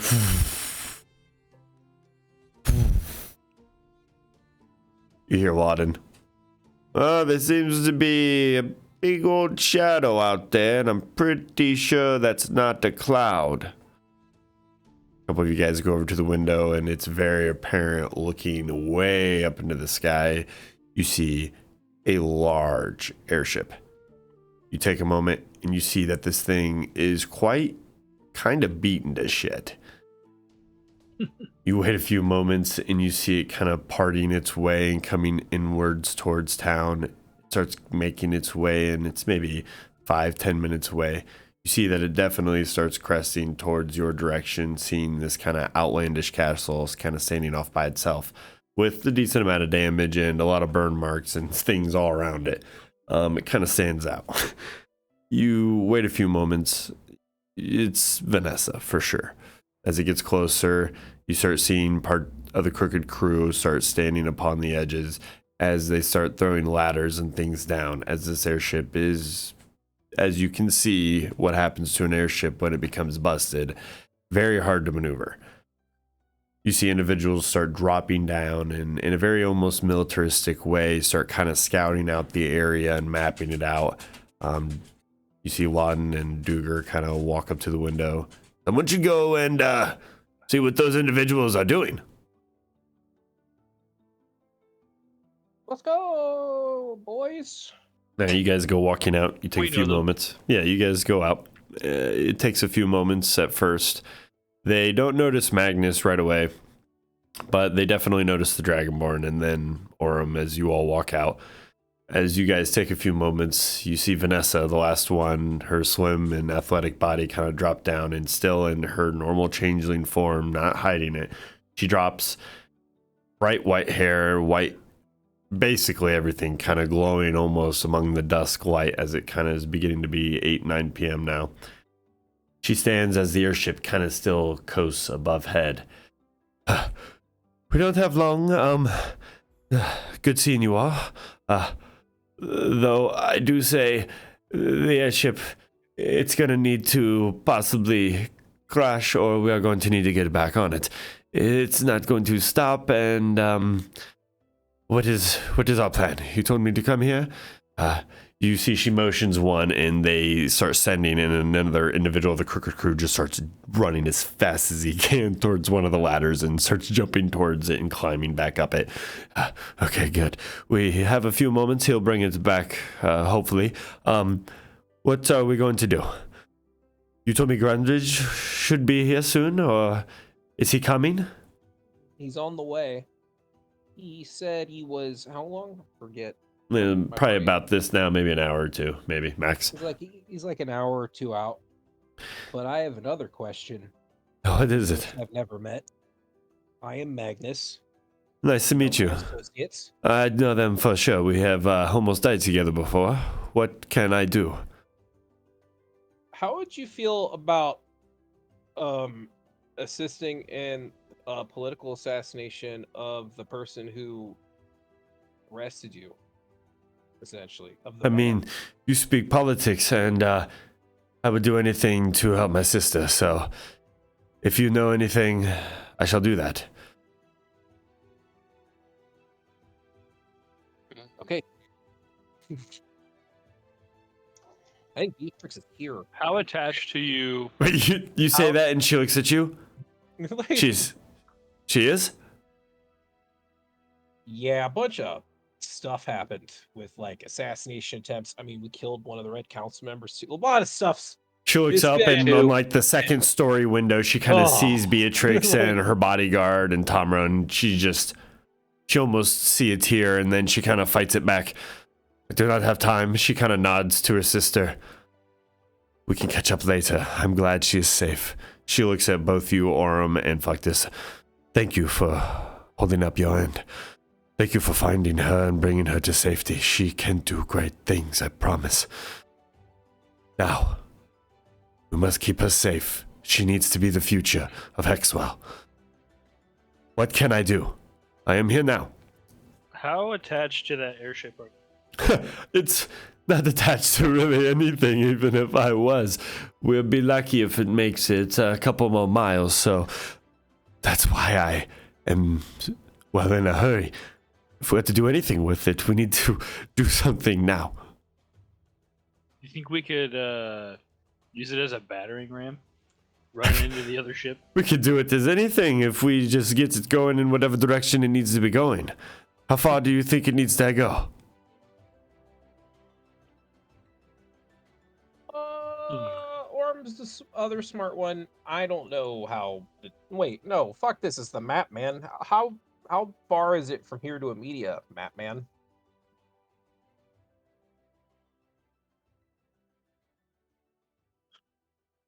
Probably, boy. probably Probably like about 110 miles. yeah.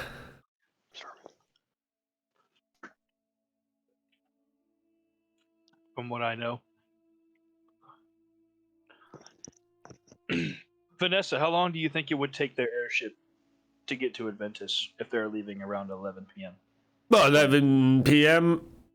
I'd say probably with the winds the way out tonight, maybe 2 hours max.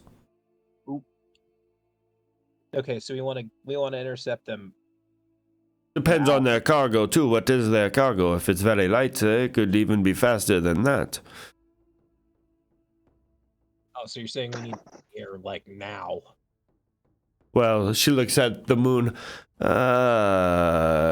Yes, it's 9. How do you think I got here so fast? I came from almost a full, region away, and But today, the winds are very quick tonight.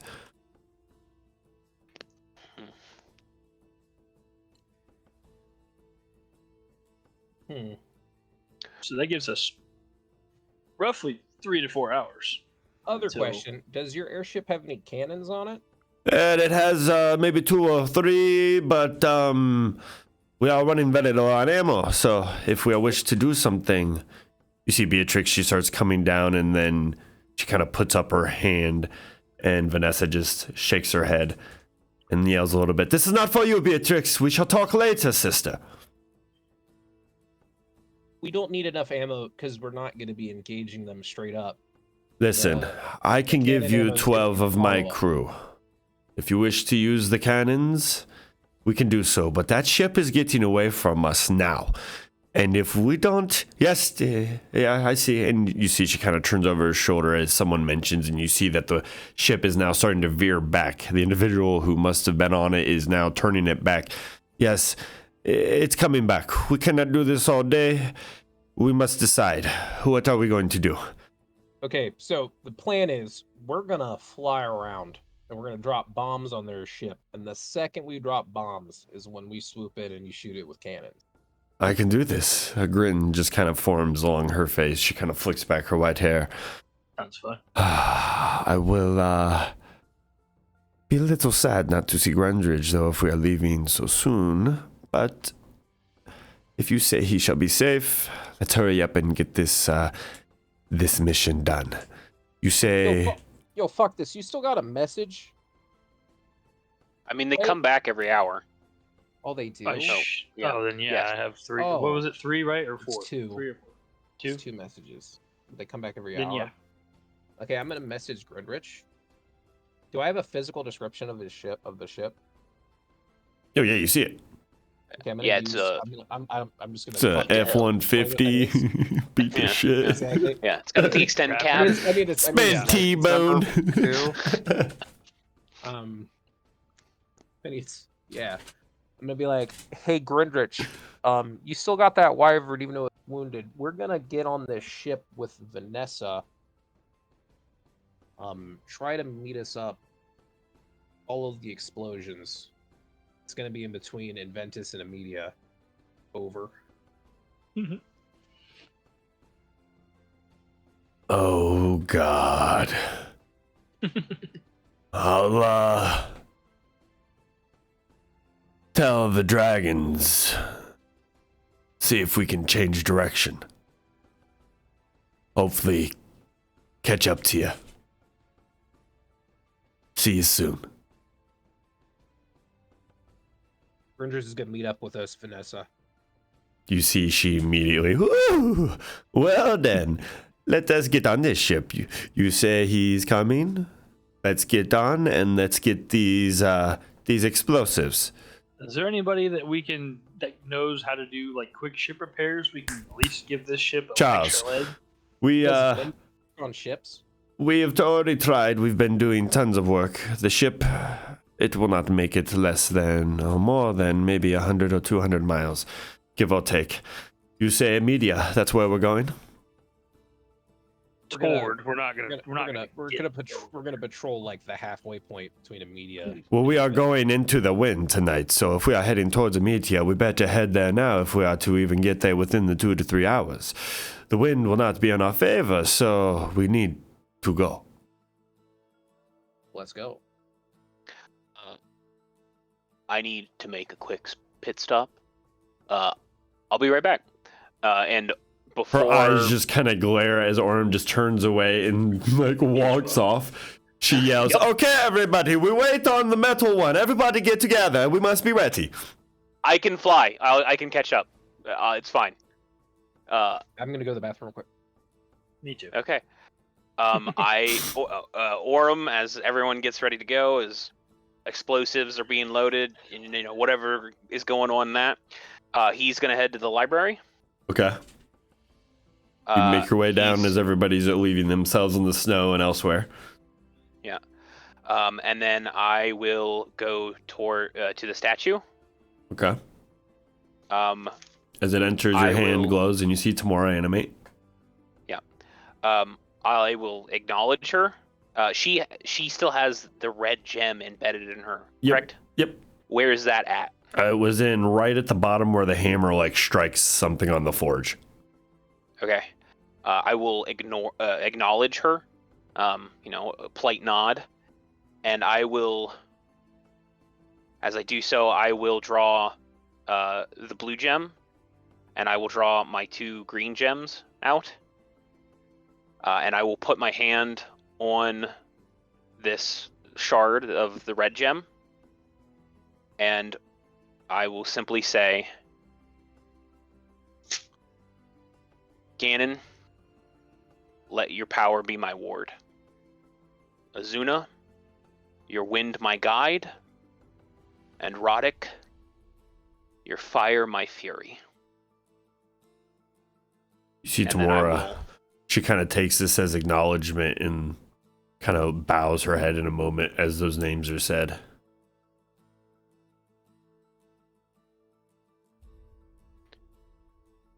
Orem will take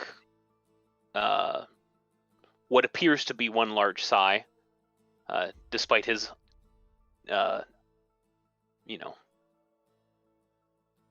inability to breathe, and he will turn around, and he will leave the library and head back upstairs.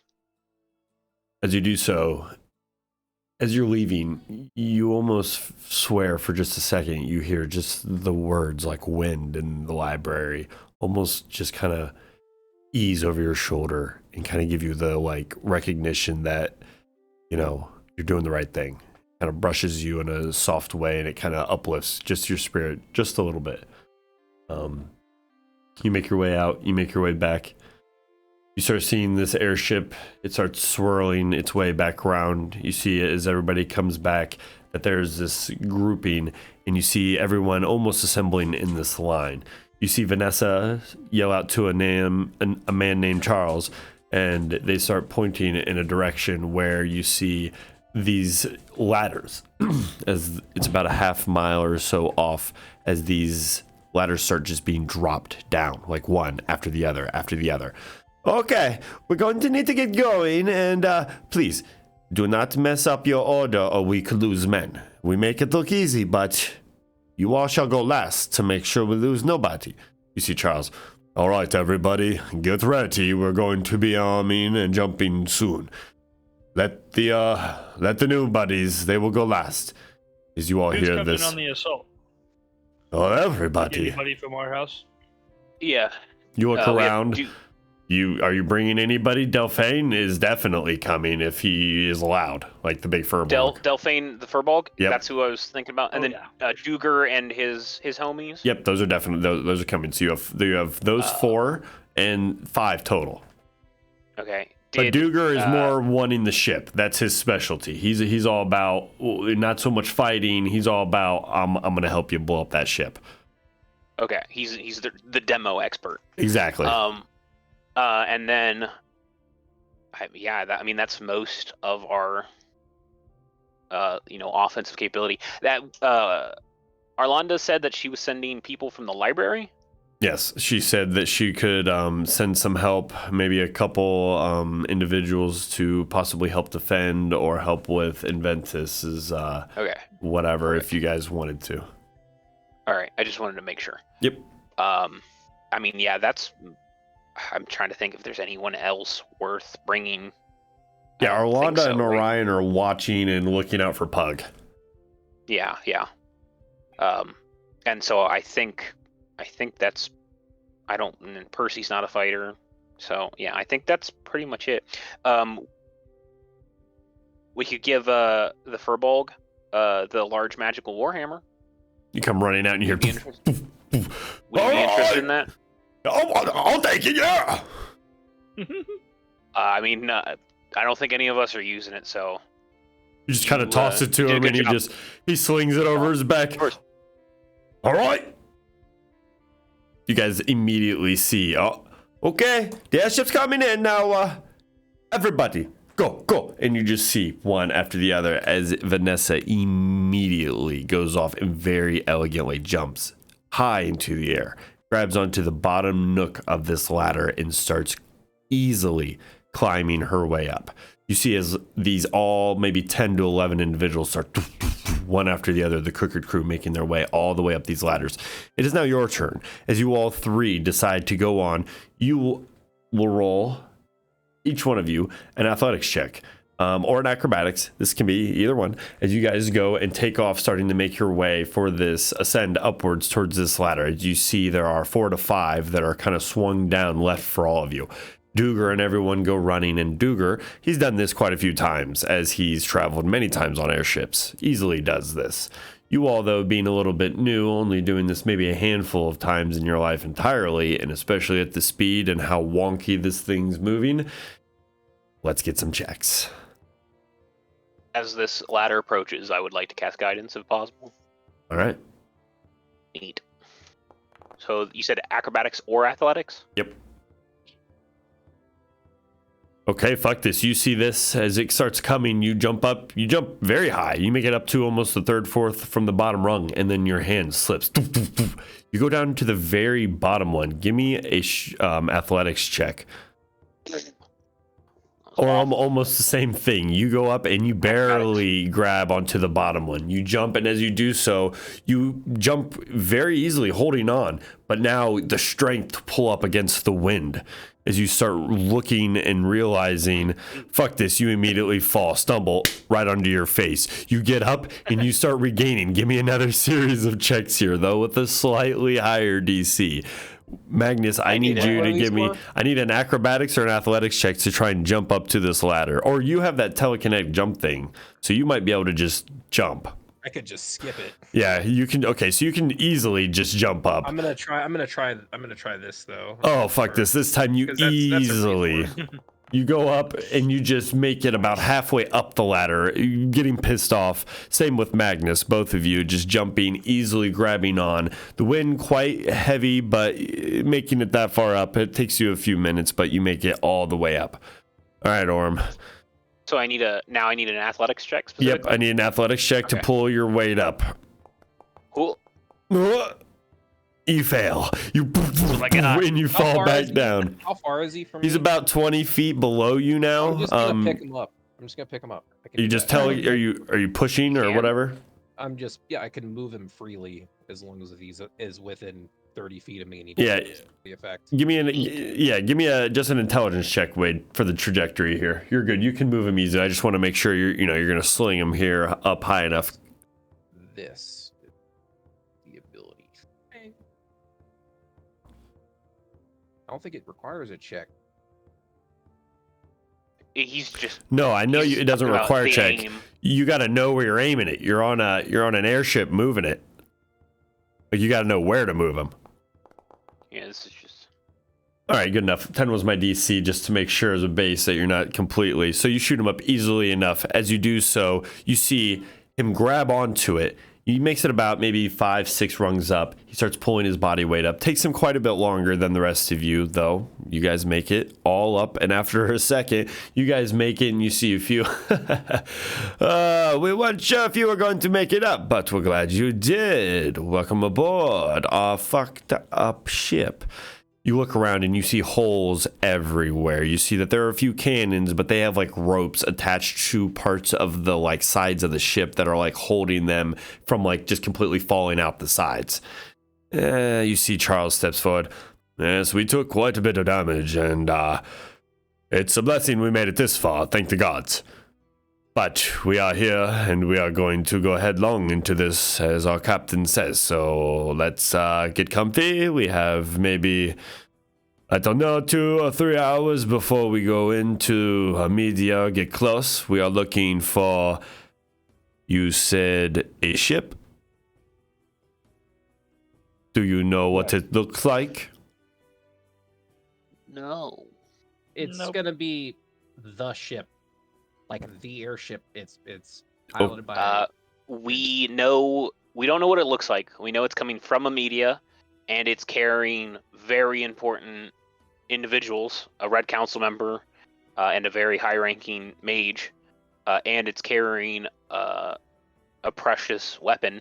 So it's going to be probably pretty fancy. Yeah, I'm assuming it's gonna be like Amedia's actual like flagship. Like this is gonna be a fancy ass. I Yeah, see. I think they're going to invest a lot into this project. Okay, so should be pretty obvious, I think. Then let us look I for think that, so. and let us hope that we do not see them second. We should have the upper hand. We can't go very high though, so they'll probably see us coming. Let us get set. Prepare yourselves. We should be ready to fight at any moment's notice, and if the ship crashes, be ready to jump.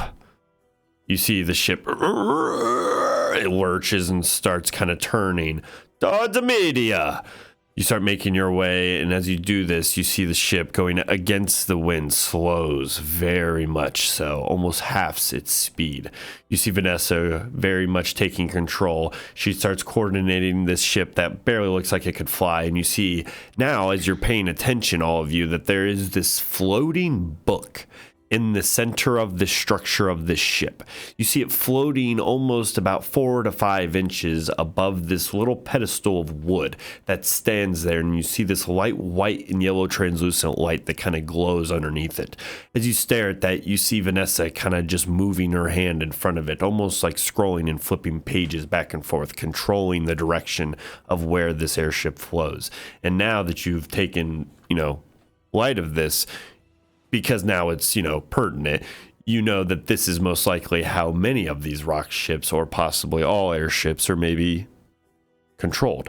It is not some huge power source or anything. It's a book. That's about it. You take a second, you gather this, you go on. Now, I will say I'm going to roll depending on how long this will take. And this is going to determine how long it's going to get to, I'd say about immediate to where you guys start approaching and how fast. But it'll be at least at minimum an hour. So, is there anything you guys wish to do before I roll? Any preparations you guys want to make for the ships? Did you put that spell in Fuck This Is a Ring? No, I was just about to ask. Okay. You should do that. Hey, yo, fuck this. Ayo. Where that ring at? What do you got loaded? How many loaded up into slots the ring do you right now? need? How many slots do you need? Probably 2. I'll handle birds, because that's the more important spell. And then you can handle the pass without a trace. I've never used the vortex warp, so we can just dispel that. And I believe I have 2 shields in there, so those last 2 slots should be good for. Or I think there's 5 slots. Yeah, there's 5 slots. Everybody prepare yourself. There's some sort of wyvern or dragon coming. You see people start making their way around the deck, and they start looking around, and they start aiming bows and arrows. It starts getting closer, a couple hundred feet. Okay, what do you create? Use minor illusion to make a fucking bang noise. Bang? To amplify my voice. Okay. Can I do that? No. Minor illusion? I can make a bang. You can make a bang. So. That's about it. You can't amplify your voice. Energy drink? What I'll use my earring to be to message Grendrich and be like, hey, we see a wyvern? Is that you? We're the real messed up ship. Yeah. You wait a second. We've been telling it for a minute. We're coming in. Yeah, okay. We'll be there. Don't shoot, please. All right, he's good. You see it coming in. You guys all motion, hey, they're, not enemies. You notice that many of them take down their bows, though some are somewhat a little off kilter. You wait a second, but it is definitely Grendrich. You see 3 individuals flying on the back of this wyvern, and this wyvern seems to be very bloodied. You take a few moments, and eventually the wyvern gauges the distance as you see a huge bloodied eye that has been just shot out, and it seems to land. Grendrich and the other 2 wyverns the other 2 dragonborn fall down onto the the deck of the ship, and you see a couple people just kind of sit back as blood just starts getting on this ship. You see Vanessa, hey, what is this all over my deck? Please. You see the blood as Grendrich just kind of walks out, and you see a small wound. I'm sorry, fuck this. I tried. They called me a traitor. I don't know what's wrong with them, but they have a vengeance against whatever they're going against. They seem very, very keen on going after that storm and gaining whatever knowledge it holds. They want their memories back. I think they're going to overthrow Argona's Cavalier, if they haven't already by now, and kill him off. I know that they were talking about the uprooting and the uprising against him, and they want new leadership. They've casted him away, I'm pretty sure, or they will in time. They need someone to lead them. The Dragonborns in this region, there are but few hundred left. Your people need to repopulate. Most of them are men. It's a very dire situation. You need to take it serious, fuck this. You see as there's blood strewn. Definitely planned. I say I'm definitely would like to intervene, but there are just greater pressing matters at stake here. Thank you for trying. Well, we flew over the storm site just to see what it was. I was curious. It's a storm of plants, vines and bramble, vegetation that goes on. It's like a tornado that spews poison, toxins, spores. It's heading directly towards many cities and eventually your wood. I don't know what the people are going to do, but we have pressing matters. He looks over. He nods to Vanessa. She kind of embraces him. You see that they exchange words for a moment, and then he looks on. You see the wyvern kind of rolls over and tries to get back on its feet, barely. You see the Dragonborn stand. Our people, they will not listen. They are going to march to their death. The magics that lie there in those lands, they are very strong. They will not win. Though they may weaken it, you may be able to come in at a later time. If they do strike strong and finish whatever maybe's left. We must go help our people. We must try and defend them. You see them look at the wyvern. It's one of the only ones left. It must put a purpose towards our people. You see them go and they mount back up. You see them nod towards Grendridge. Well, hold on. Before you go, and if you'd allow 1 minute, I would like to heal up this precious beast. They nod at you. Be quick. Then I will cast Aura of Vitality. And I will, over the course of a minute, roll 20d6. I do it. Hey, look at all those dice. So oh, wow. 68. Yeah. You so gave it literally full HP. Nice. You gave it. Yep. It was pretty low. It had like literally 6 HP. Grow back its eye. No. You see it kind of calcifies over, but it's healed. You notice that it's kind of shadowy and no longer going to have vision in it, but it's no longer bleeding and actually pained from it. It's no longer a weak spot. You see it now stand strong and almost better than it did before. Okay, never mind. Rejuvenated, it seems to pick back. You see the Dragonborn riders. They nod at you, fuck this. We thank you all. Hopefully we meet again, brother. And then they kick off. They take off, and this wyvern just kicks off the back deck, and you see it just disappear within the clouds under the night. You see the crew come closer. They start cleaning up most of the blood, and they murmur to themselves, like, Jesus, what a fucking group this is. Like, it's always something new every time we run into them. Why are we cleaning the blood? Isn't this thing about to, like, go down, like, in hours anyway? It's just habit. We're nervous. Keeps our nerves on ease just doing the common chores. If I just sit here waiting, I could be on edge. I get that. You watch as they keep on doing so. Now, I roll a D100. Or if someone would like to roll a D100, you can do so. All right, I got it. I want to. What? I want to see if this. Oh, I'm gonna Oh, do wait. it anyway. Wait. What? No, I rolled it. I was gonna say you literally actually got a 100. Let's take the 100. All right, so You We'll gonna ta- take the 12 or the 82? we'll Huh? take yours because you rolled first. You wanted to roll, so you take the 82. You notice that the wind, it very much so, I'd say, hastens every once in a while. You notice that 2 to 3 hour trip is cut down.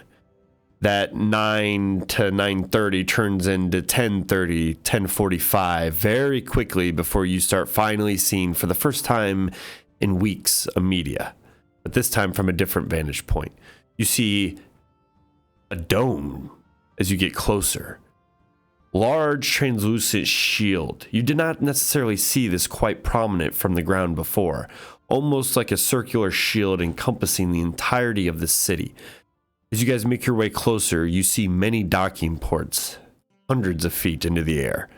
You notice that one is large with many lights, lanterns that are lighting up the sky amongst the darkness. As you all take a few moments, you realize this is most likely the deck boarding party that is getting set. Give me a perception check, and those without dark vision, this is at disadvantage, as you all look down. Those without dark vision aren't in our party. Don't exist Pretty ever. Yeah. All right, fuck this. 23, nice. 13, okay. Did mine just not go? There it is. There we go. All right, so 18, pretty good across the board. You notice on the ground, you only see 3 riders. Once was told many riders and possibly a whole platoon. But unsure of what has happened, you only see one large rider on what is looking like a huge hover bike that you have seen before. You see 2 strapped behind, prepping for whatever is this endeavor that they're about to go on. You take account, all looking at each other, knowing that this is not as many people as there were supposed to be. You all take glance. You cannot see close enough, but with the backdrop not being lit up like theirs is in comparison, they do not see yours under the darkness of the sky, as it is very cloudy with the storms in this area still not bursting through the clouds like they were in Inventus. As you guys take about, you see Vanessa. She leans back with Charles. All right, guys, what's the move? We're in your park now. This is your mission. Do we strike first? Do we just open cannon fire and just ram them? What's the goal?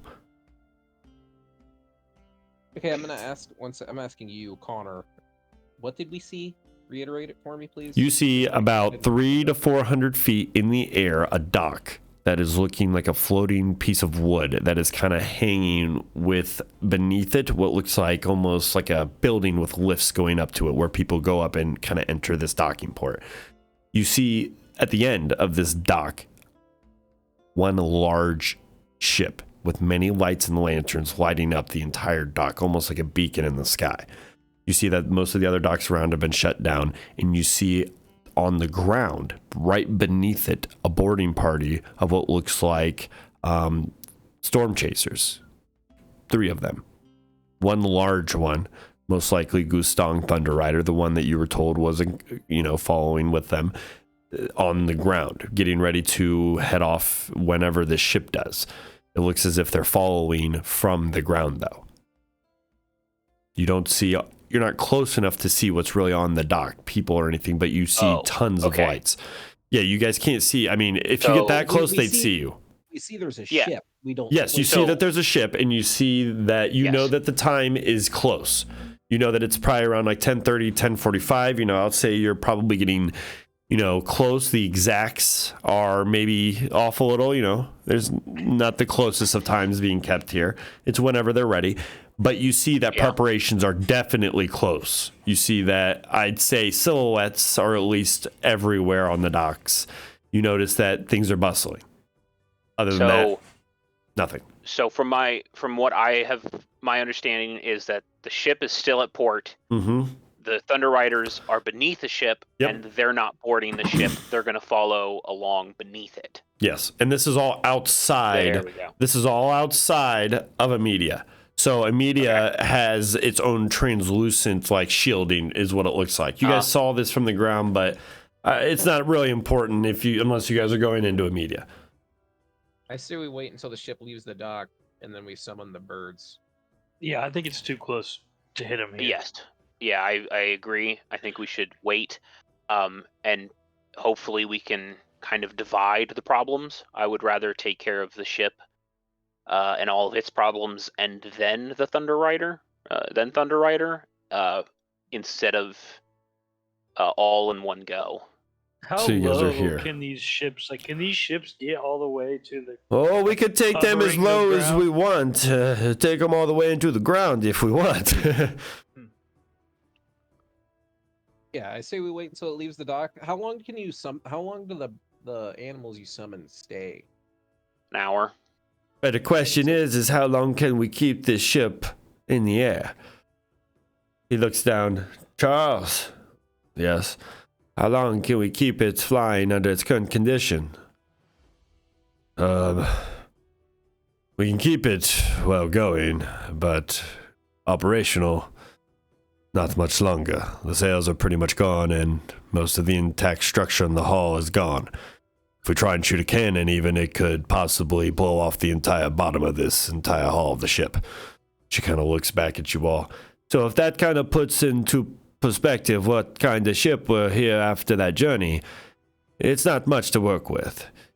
We can maybe hover for a little bit, but we cannot chase them down. If we miss our opportunity, we're dead in the air.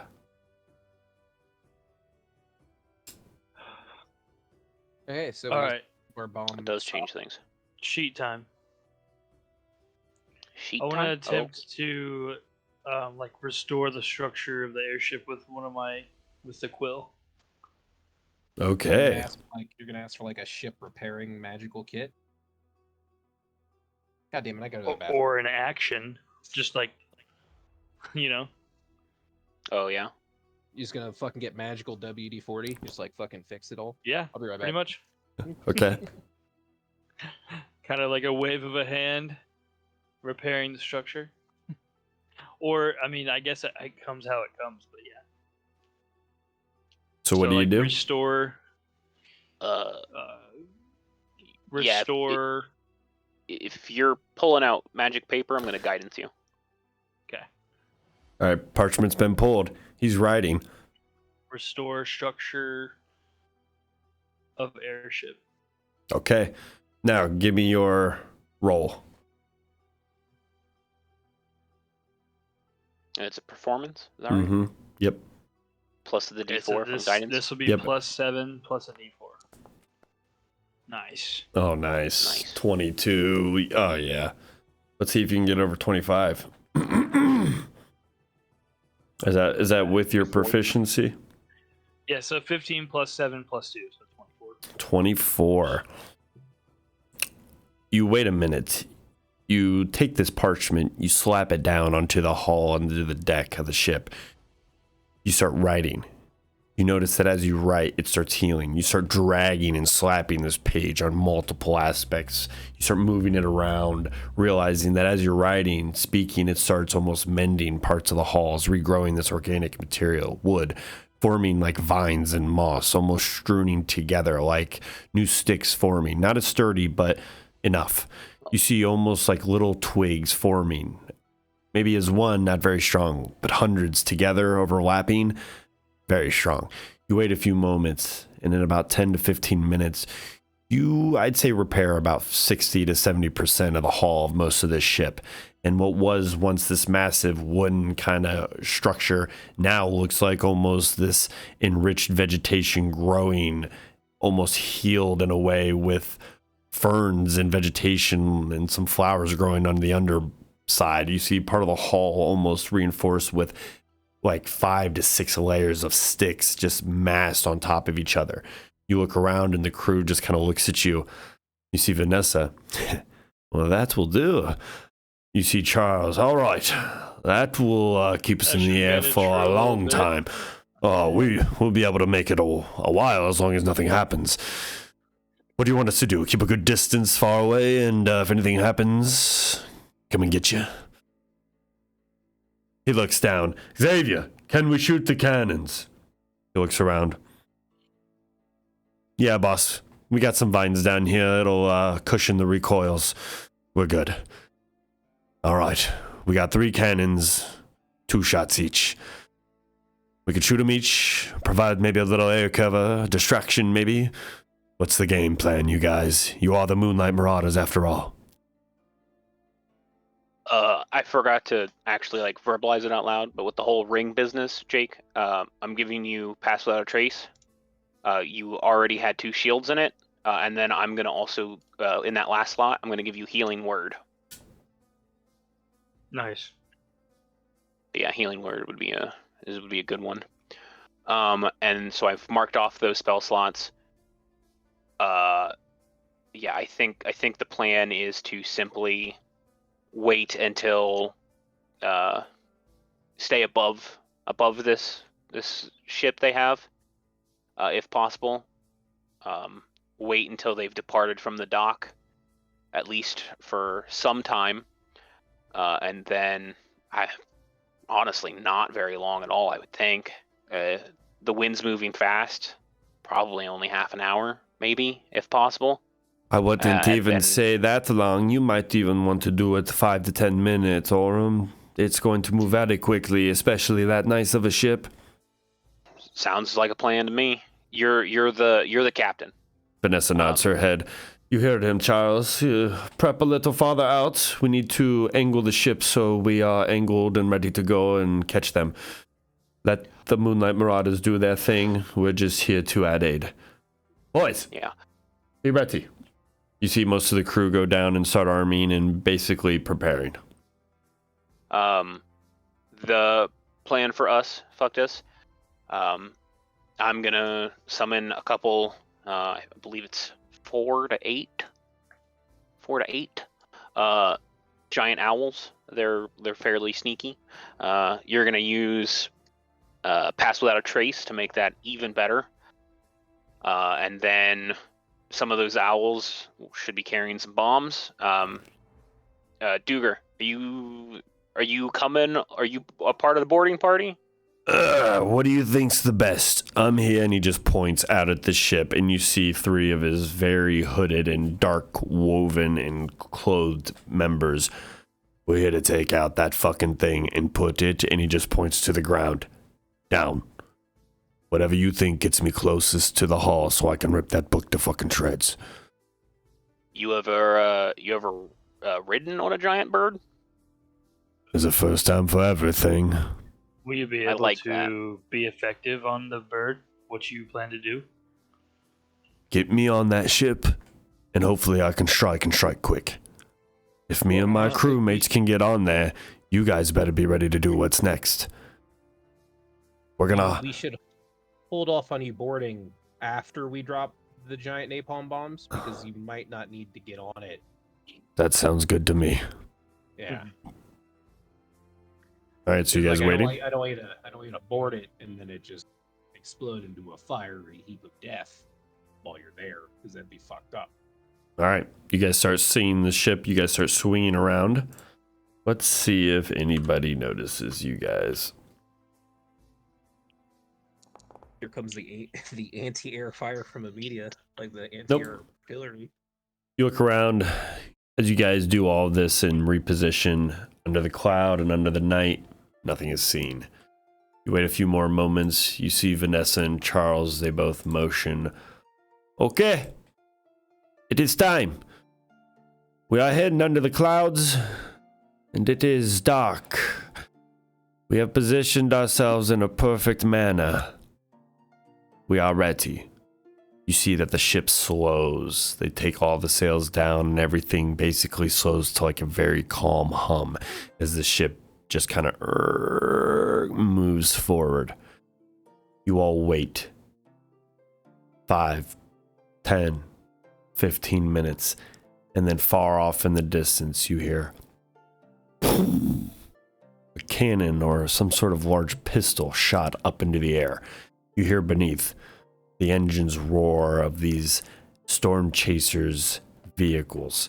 You hear all the engines start roaring under the like soft wind, and that is the notification that it is time. You wait a moment and you see some of the lanterns start going out on the dock, and you notice just the lanterns on the ship are the ones lit. You wait about another 5 minutes and you see Charles come up to all of you as you are gathered. Okay, it's about time. We're ready. Be prepared. He pats you all on the shoulder and then goes back and takes a position next to Vanessa near the helm. You see the ship push off. You see the light detach from the dock, separating like a glowing lantern, just kind of humming and floating through the air. As it does so, you watch. It gets closer. You notice that it gets to maybe 700, 800, 900 yards. You're behind it, though. It's going in the opposite direction. You all start going as you see the sails kind of open up before their ship can even start its momentum, and you start gaining on it very quick now with the wind behind it. You see Vanessa motioning to Charles. Go, go, go. Charles comes up. All right, show's on you. We'll wait until your mark, and then we'll be waiting, coasting by the side. You guys are about 500 to 600 feet behind. You see on the dock one member. Actually, who has the highest passive perception? Bryant? Is it Orm? Yeah, I would assume, yeah. You standing on the deck see one young individual see your ship. It sees as if he tries to run off, but it is way too late to signify and notify anybody. You guys are starting to get 300, 250 feet. Their ship, nothing seems to be changing. It starts barely accelerating before you see Vanessa. Okay, the time is now. And you see everybody start jumping up. What are you guys doing? During that 5 to 15 minute wait, I would have given Vanessa a potion of healing, and then I would have given Duger a potion of healing, and then the Furbolg, who I cannot get the name Delphine of. Delphine the Furbolg. He's going to get a superior health potion. Okay. And if now is the time to go, then I will use a third level spell slot. Let's see here. Let me look at the spell. To conjure animals. 8 beasts of challenge rating quarter, of which giant owls qualify. And those are all large creatures. And they are also fairly stealthy. They're not like my giant goose. All right. So you summon these. How many exactly? 8. 8. All right. Let me note that. Okay. So you summon 8. As you do so, you see them. Any coloration specifically? As close to the color of the night sky as possible. Almost like a dark purplish hue as you see this with a couple speckles of white to dot in with the clouds. As you see Orem summon these, you see them start spanning as they kind of start hovering around, very softly carrying these bombs. Whoever's coming, all aboard. Everyone looks around. Duger looks at you, Magnus. Call's on you. Do I go now? Because I don't know how else I'll get to that ship unless we get real close.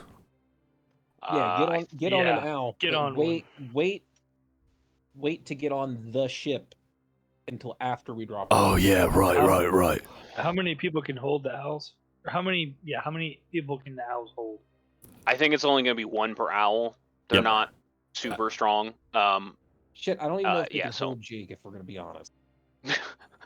Let's just say it can hold under 100. Okay, how big are these owls actually?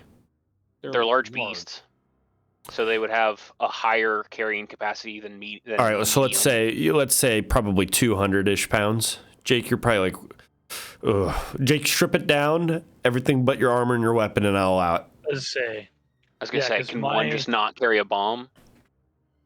Would that get him there? Yeah, there's 4 bombs. Well, there's only 4 So I can bombs. Oh, take- okay. Okay, there you go. To say without the armor. No, you can take your like, my armor. armor's Don't- 65. Shit. How Oh, yeah, what's the he's strength of the plate fucking- boy. What's the strength of the fucking owl? I'm allowed it. It's Don't worry 13. about it. Ooh. What's 13 times 5? 5? Why 65. 5? No, it's not 5. Yeah, It's 10. Isn't it 10? The Fucking carrying calculate the capacity weight. is determined is 15 times your strength. Yeah, I was score. about to say it's And then 15. It's large, But and it's large. it's also double again. large, so it'd actually be, I think, 20 times your strength score, if I recall Oh, then correctly. we should be good. All right, let's just 20 say times 15 is Hold on. 300. that's what I was about to say. 300. So Yeah. whatever you can fit in 300. These bombs maybe weigh like 5 pounds. So let's not over exaggerate the legalities of it. You're being carried. You just don't have everything in your pack. Choose to allow That's fine. a couple things you want to take. You just don't have your whole adventuring pack. So 4 owls can take Duger. Actually, can take 2. So Duger and his crew of 4 total can be taken by 2 owls. Neat. So they just get picked up. Boom. You got 6 other owls and yourself. What are you guys dispersing out? I mean, I'm gonna Take take an an owl. Okay. Right. You got a And free then, owl? yeah, I think we should have an extra owl. Yeah, Not we 2. yeah, so if you all take an owl, there's 2 well 3 of you will take an owl and there was 6 left, so there would be 3 more owls left.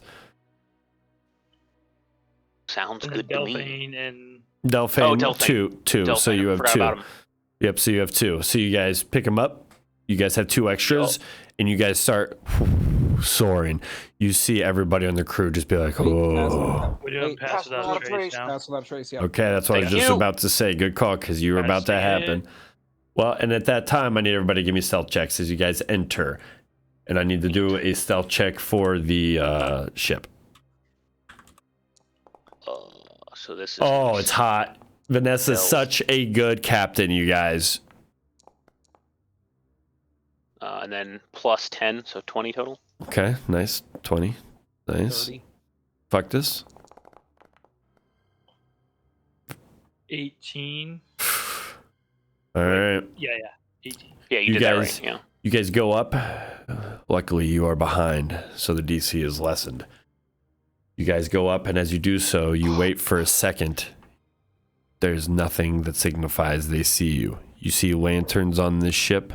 Everybody give me a perception check, as you guys are about 100 to 150 feet above, trailing the back end of this ship.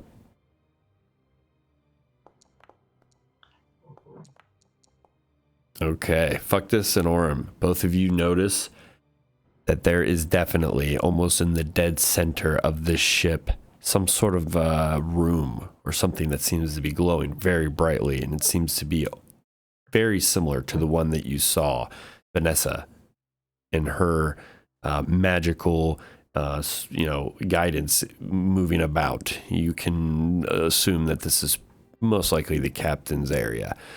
You also notice that Magnus was wrong. This is a much larger ship. It is not maybe 10 or 5 feet or 20 or 30. It's much bigger.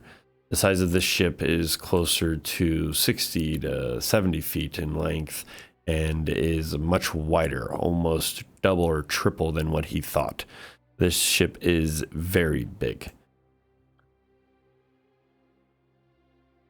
You don't really see anything else other than a very dark, what did you roll, 20? That's about all you can really see. You look on under the deck and you see 1, maybe 2 silhouettes over the course of a minute while you're looking. Maybe some guards on patrol. You're not quite sure. Let's drop the bomb. Did anybody And- have detect magic?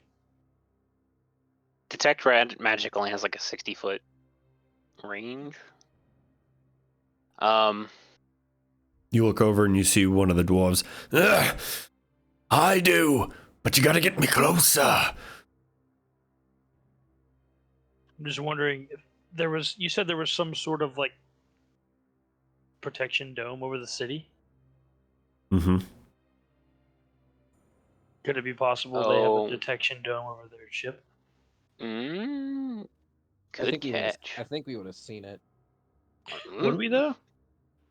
Don't know. Yeah, because How far away are we from the ship? About 150 feet, just kind of hovering, keeping your same altitude. You're above too, like at a 45-degree angle, you know?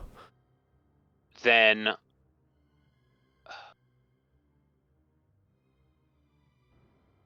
yeah, we'll risk it. I'll direct the owls to bring him in closer. Say it, at least, yeah. And while we do this, you tell me, Connor, is there anything I can do currently to either confirm or ease my suspicions of like a trap? Because we see a ship, we don't see the big weapon. Give me an investigation check. We don't see a blood mage.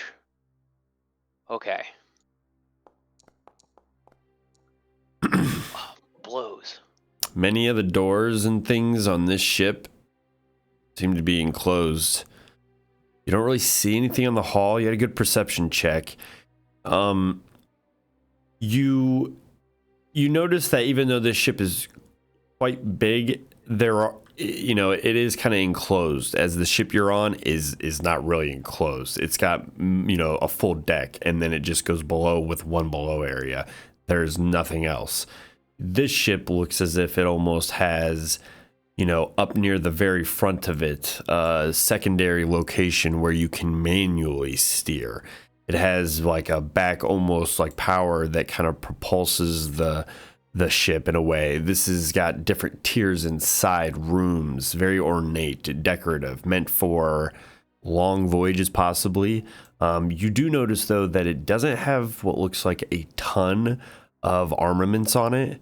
It seems to be mostly wooden, and what you all were expecting, maybe this, you know, large airship or something, it just seems like another Rox airship, just maybe a little bit upgraded with, you know, a little bit better living quarters, possibly a little bit better sails.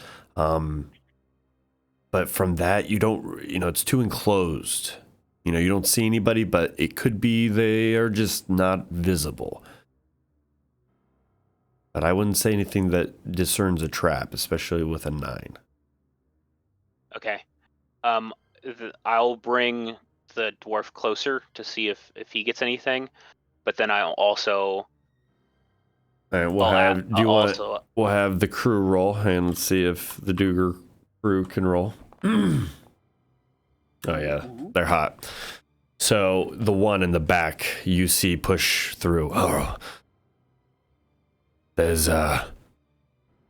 something on the deck of that ship. He kind of looks at it and he points. There's something near the sides. Looks like maybe small detonation charges. You might not want to land near the front of that ship. If anything, you want to land near those living quarters. He motions like towards the middle or the back. But if our goal is to explode the ship, it almost looks like they've fucking rigged it themselves. What's their goal here? I see a lot of explosives. Kind of looks a little bit closer. Let's see what his investigation is, if he can see it. Boy, oh boy. Yeah. They got all kinds of explosives on there. And they got a couple people in what looks like that control room. Yeah, they got guards out there. They're just dressed in some sort of camouflage. They're blending in real far. I mean, I can barely see him. Do you guys see him? And as you guys look, you guys see nothing.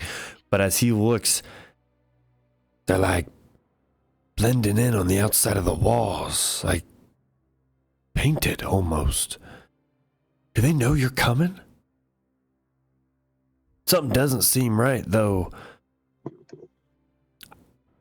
Get me closer. I think we should just bomb it now, not risk getting closer. Keep the semi-element of surprise. I want to send a message to Vanessa and just ask, do you notice, are we being followed? Do you notice anything strange in the air at this point? As you send back, you look. You wait.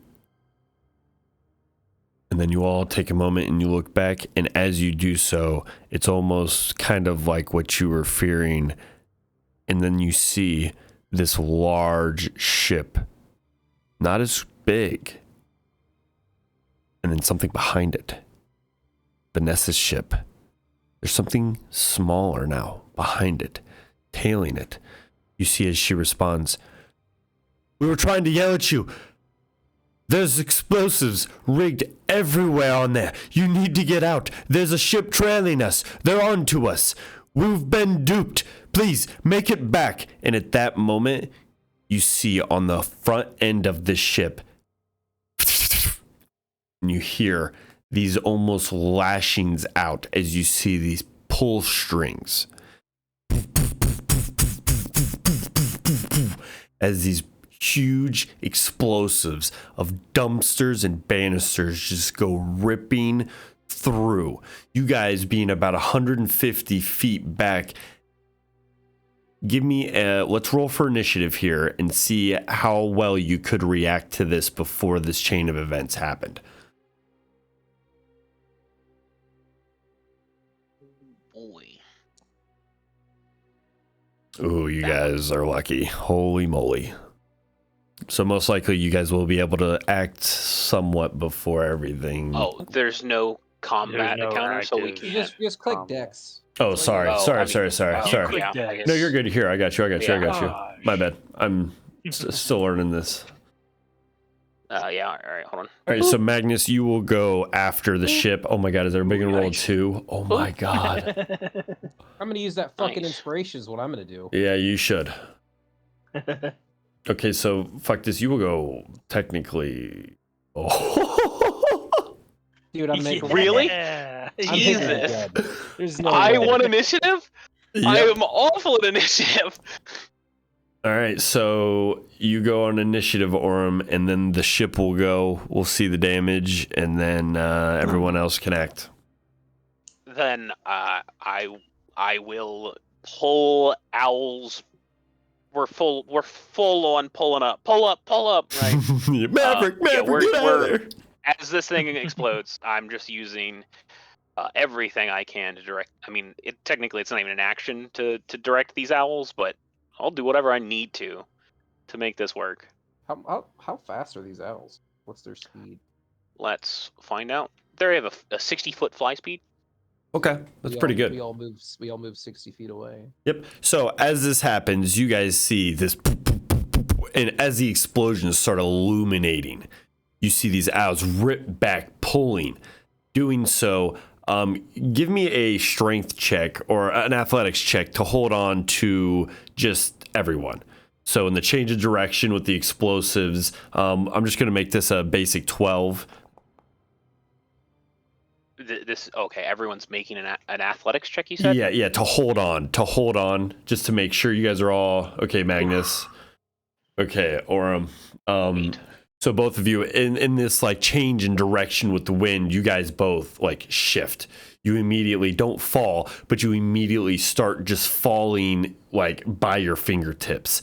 I'll say you're not going to be able to maybe grab anything right away. You do get this change in direction, though. You are pulled away, though gaining any actions or doing anything that's going to require both of your hands or anything that is, doing anything that requires both of them is out of the question because one of them is literally holding on. Unless on your turn, Magnus, you want to, maybe use an action to do so. Orem, since you pulled away, I'll say you can use your action right now to give me a athletics check to see if you can pull yourself back up here, as that was just a reaction to what happened. Okie dokie. Let's see. Now, this is going to be an 18. So it's going to be really tough for you. Probably not. No. Can I No. use this to? Is that a boost my reaction? back? Well, It's a bonus action. Yeah, on your turn you'll be able to. So wait for your turn because you'll go last. So that won't happen now because you can get knocked from the explosion and technically fall. So Orem, you're still holding on. You guys all get pulled 60 feet. Now the ship, it's gonna explode. This is your damage that you will all be taking. Boy, I hope it's not a lot. Boy, I hope it's gonna be a lot. 200 feet away? Damn, that's a big boom. Oh no! Well, I mean, we'll see how much damage it's gonna be. Okay, so each one of you are going to take 18 damage from each dumpster. Each dumpster, there are 10. So it's going to be 180 damage. So that came out really easy. Now, you guys being 200 feet away, do any of you have fire resistance or anything? It gets fire resistance. Okay, Fire so resistance. the distance is going to be halved because you guys are more than 100 feet away from the explosion radius. So you guys are already going to be pretty far away, but Vanessa's ship is in range as well. So it's going to take part of this damage too. And since it's going to be structural damage, it's going to be quite a bit. So her ship might go to shit. We'll see. The resistance, you're going to take 45, Jake, from it being halved. Now, everyone else, as you guys take this, it's How much 90. damage am I taking? I'm dead. What? Hang on. 90 halved. No, you're 45, and then Jake's got resistance, so he's going to take 22. So you guys are going to go through, because you guys are, it's every increment of 100. You guys are 200 feet away. So you guys are 90, it was 180, 90, 45, halved, 24 for Jake's resistance. So you take 45. 45. Yep, 45 points of fire damage. Now, that's going to go to everything, owls included.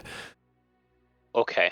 Owls don't exist anymore. Okay, so immediately as that happens, you guys are free falling. You guys are standing maybe, I'd say 150-ish feet in the air now after, well, actually a little bit farther than that, about 200 feet in the air now after pulling back.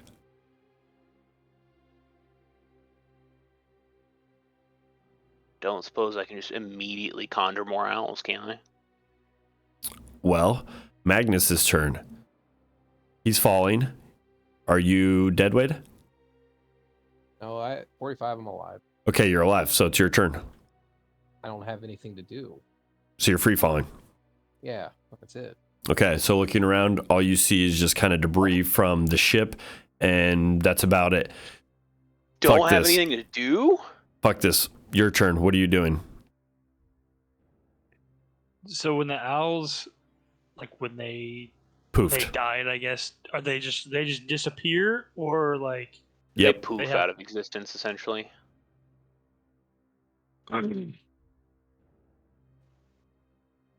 mean, yeah, I can't really. I don't have anything to be able to like stop myself from falling. So Okay, at this point, I get to roll a D100 for the explosives that you guys have in your bags. They weren't in our bags. They were being held at the bottom of the owl. By the owls. Well, anyway, same thing. 12. Nothing seems to happen.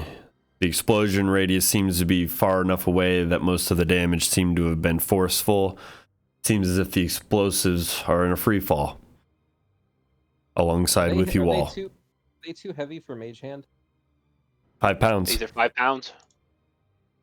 I'll use my Mage Hand. To grab one? more. Okay, Yeah. so you grab one. You now are interlinked with one with Mage Hand. You pulling it closer or what? I'm just holding it. Okay, you're holding it free falling. Okay, we'll say one round. You guys just fell 30 feet. We'll say you guys have about 4 to 5 more rounds before you guys are going to smack the ground. Just taking 30 feet per 6 seconds. Maybe that's slow. Actually, let's double that. We'll say you have 3 rounds because that seems slow to me. So next Okay. round, Orem, what are you doing? Free falling. Perfect. Let's see what spell slots I got left. That was my last third spell slot the first time. So I'm out of thirds, so I can only do fourth or fifths. I guess I'll just do fourth. Yeah, I'll just do fourth. I will conjure 8 more animals, or 8 more owls. since the Okay. initial all of the bombs on this ship went off, right? There's not gonna be some second wave. This ship is fucking exploded. That's I mean, what I debris assumed. pieces are flying everywhere. Like, that's part of the impact damage you guys took. It was just canisters, the whole ship just ripping to pieces. Like, there is nothing that was on that ship that is alive. Okay, cool. I will summon more owls. Poof. Theoretically, more or less below. Where you're falling, right? Yeah, and then to attempt to catch everyone. And if I need to, we had a couple extra owls, Mhm. and so if I need to double up on some of those dwarves, that's fine. Okay, I'll say as they free fall, they will be formed and they will go as their movement, and then we'll have them give me an athletics check, and we'll just try and catch each person here. So we'll do For me or the owl? for the owl, because the owl's got to Okay. catch everybody.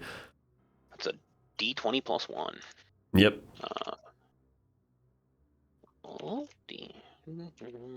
So we're gonna need this to be a 12, boys, Yeah, I don't think 'Cause you there's guys- anything else I can do. because you guys all weigh about that. What? You guys all weigh around really? there. Oh, Alright, that so was for an the- 18 for a second. All Dang. right, so for the first one, Orem, yours slips through. That's one That's owl. Next owl. So That's one fine. owl's down. You have 5 Oh. more. The next owl's going. Okay. This is for Magnus. You are caught, Magnus. Magnus, you hang on easily. Caught like a little baby. Fuck this. Caught easily. Ooh. The Dugers, they can be caught by one can hold 2, so we'll see if this one can hold 2. You have 2 owls left. The one swings in, catches 2. Now, there are 3 individuals left. You have 2 dwarves and yourself. I don't care about me. I have 8 owls. I've only made 4 rolls. Oh, excuse me. Yeah. I had 5, I so- thought. No, it's 8. They're a quarter. All right, well, then you're good right there. So the next owls or the next dwarfs are good. So you have what, 3 more for yourself? So the next 3? There's Delphine came with me, didn't? Oh, with yeah, us, that's right. Delphine is right. So him. Yeah, he's kind of low. Hang on, I Nice. gotta mark his HP. All right. Yes, and he is caught. Okay, Delphine's down to 32 HP, by the way, guys. He's got that superior potion though. He does, I'm just saying. Yeah. All right, so all caught, you guys drop. The free fall and the descent immediately is caught and like hindered. The concussive blow you guys sustained now being about 100 feet in the air. You turn, you regather say- yourself. Go ahead. So I'm gonna say have the owls catch the bombs if they can. Like if the bombs are still like Oh yeah, right there. one could catch technically all of them. Then we will make that. Is that still the exact same check? What is this? Yep. We'll make it either that or an Give me a acrobatics. Yeah, I'd say sleight of hand. Oh, okay. Acrobatics sounds good to me. So that's that. Yeah, acrobatics. Yeah. You only need to Nice. catch 3 of them too. Nice. There you go. All right, so you swing in. As they do so, still clumped together, they're caught. They're gathered along with most of your adventuring gear as well. As it is all brought together, you swarm and things are distributed. You are brought back like a mini flock in a herd. As you fly, you turn, you see this small ship about maybe, I don't know, 70, 60 feet. Somewhat similar, a very simple deck. No bottom hall, no second floor other than maybe a prisoner's cell. You see one simple room or structure on the very center of the ship that you see trailing Vanessa. You see that the crooked crew is being outran. The ship behind them is very quick. You see this purple light illuminating behind it. This is magic or technology you're not quite sure you've seen. You notice it starts gaining, moving closer and closer. You see silhouettes of Vanessa and Charles and many members of the crooked crew. They're waving their hands as you hear the 3 cannons turn and finally lay into what they think is this on-approaching ship. Let's see if any of them are going to hit.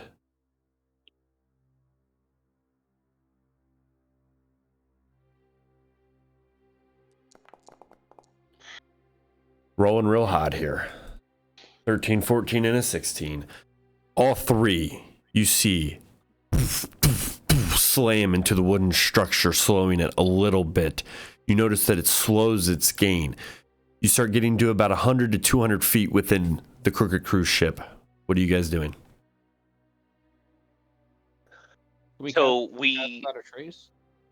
No, I doubt it. He took 20. No, that's I mean, gone. he took 20. Well, he took 25. roll So a concentration check because it's half your it'd be damage. 10. Yeah, it'd be 10. Actually, no, it'd be 12. Nice. Nice. You made it. So yes, we still have it. Wait,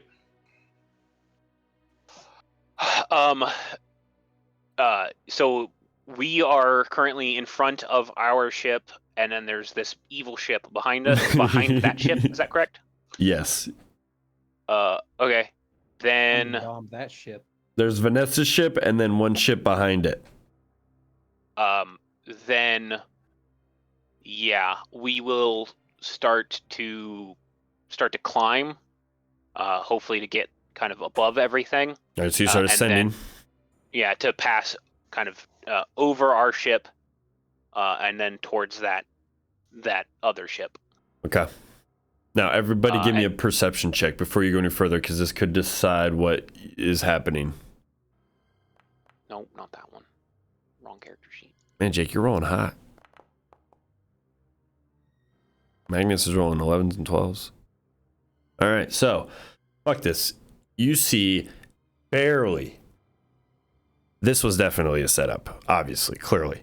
You look below and you see whatever these storm chasers are, they're still following whatever this ship was, almost like the ploy or something. You see that around you, there seems to be onlookers from a media, almost like they're trying to capture this moment. You see many visuals from beneath now with the huge flames that are lighting up the sky, that this is almost like a scene was made. And you guys are right at the heart of it. This large explosion of this trade ship of a media blowing up right in the middle of the sky with this stolen airship trailing it, with you guys right behind it.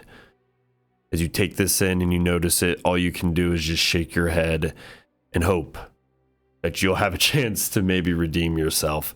As you see all of these people beneath, almost like this was a setup, you see Gustang Thodenrider go running with some of the other storm chasers, recovering these bodies of those individuals that immediately fell and died.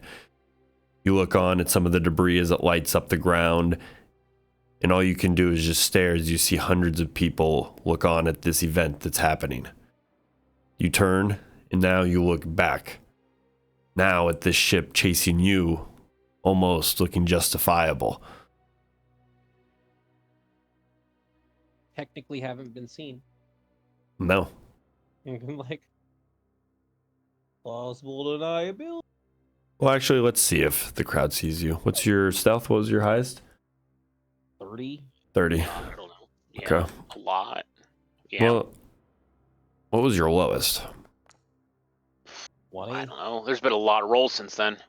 Yeah, hang on. I can look real quick. I think it was 18. 20. Actually. 18. Yeah, it was 18. Sure. Okay. Yeah. I mean, you guys don't know, but Yeah. you guys look Oh, on, boy. you look around, and you see this. What do you do? Okay. I mean, I'm still looking for a fucking fight. Yeah, time to bomb the pursuing ship. Like, we have these explosives, but we Sure. can't bitch out now. Like, I mean, yeah, I think we should turn their own PR against them. All right. You turn, you wait a so- few seconds, you let the ships come to you. Yeah. We'll continue. Yeah, that's fine. we'll still. Are we above the ships yet? Yeah, you are now. They're about 100, 150. Okay. You are, 200, 250 now. As you kind of send it even more, you have about 100-ish gap between you and the ships. You have a good vantage point. I was gonna say, so because theoretically, bad ship is gonna be focused on our ship. Yep. So yeah, I will start. Yeah, I'll start making our way towards this ship with owls and whatnot. All right, so as you guys are carried through, you guys feel the wind as you guys ascend, as the cold night and breeze just kind of blow through you. You see as the ships approach, you wait, about 30 seconds go by. Vanessa's ship now right underneath you. You wait a minute and you see this ship behind it now chasing faster, about 100 to 80 feet behind it. You wait a few moments, you see Duger. All right, I think it might be time. We must drop it soon from our elevation point. He looks at his two other brethren and then looks back at the one being carried by him. We're ready as well. Let's drop them. Do it. All right, so give me a D20 plus their well, are you using the owl or do you guys want to drop it? Because you guys are being carried, so are you guys dropping them? I'm dropping mine because I'm. I was gonna say Magnus has one. Right, you're dropping one. I can drop them all. I can drop them all. It'd just be like boom, boom, boom, boom, boom. I couldn't. I just need the rolls. If you're dropping 4, I just need 4 rolls. That's it. I was gonna say one owl has multiple bombs, isn't that right? One has 3. Okay. Then that one isn't carrying anyone, so I'm just gonna send that owl like kamikaze. Kamikaze. I love it. Okay, so this happened before. I don't know. Has it? We need to have an animal group. Yeah. Okay, they're so not real. They're not This is real like animals. when we were getting away from the vampires. Didn't you send that one beast like out to fend? No, I don't remember. all right, so we have a kamikaze bird. Magnus, you're dropping yours. Give me a ranged attack roll as you see this ship right beneath you. You see the crooked crew pass right beneath, and you see this trailing ship now, adorned in wood and almost fish-like fins pushed out from the sides as you see it. And on the bow of it, you see cloaked individuals adorned with very shiny armaments as you look at them. 16. You drop it. You let it go. The mage hand releases. Now, are you dropping the bird ones right after? That's not on me. That's on. That's what I'm asking. I know. Okay. Her? Okay, so you drop it. The bird in tow right behind it. Yeah. Okay, and you're having it strike where? I guess. Sure. So hold on. This ship. How long is it? It's about 60 to 70 feet. Okay, and where does it look like Magnus's bomb is gonna land?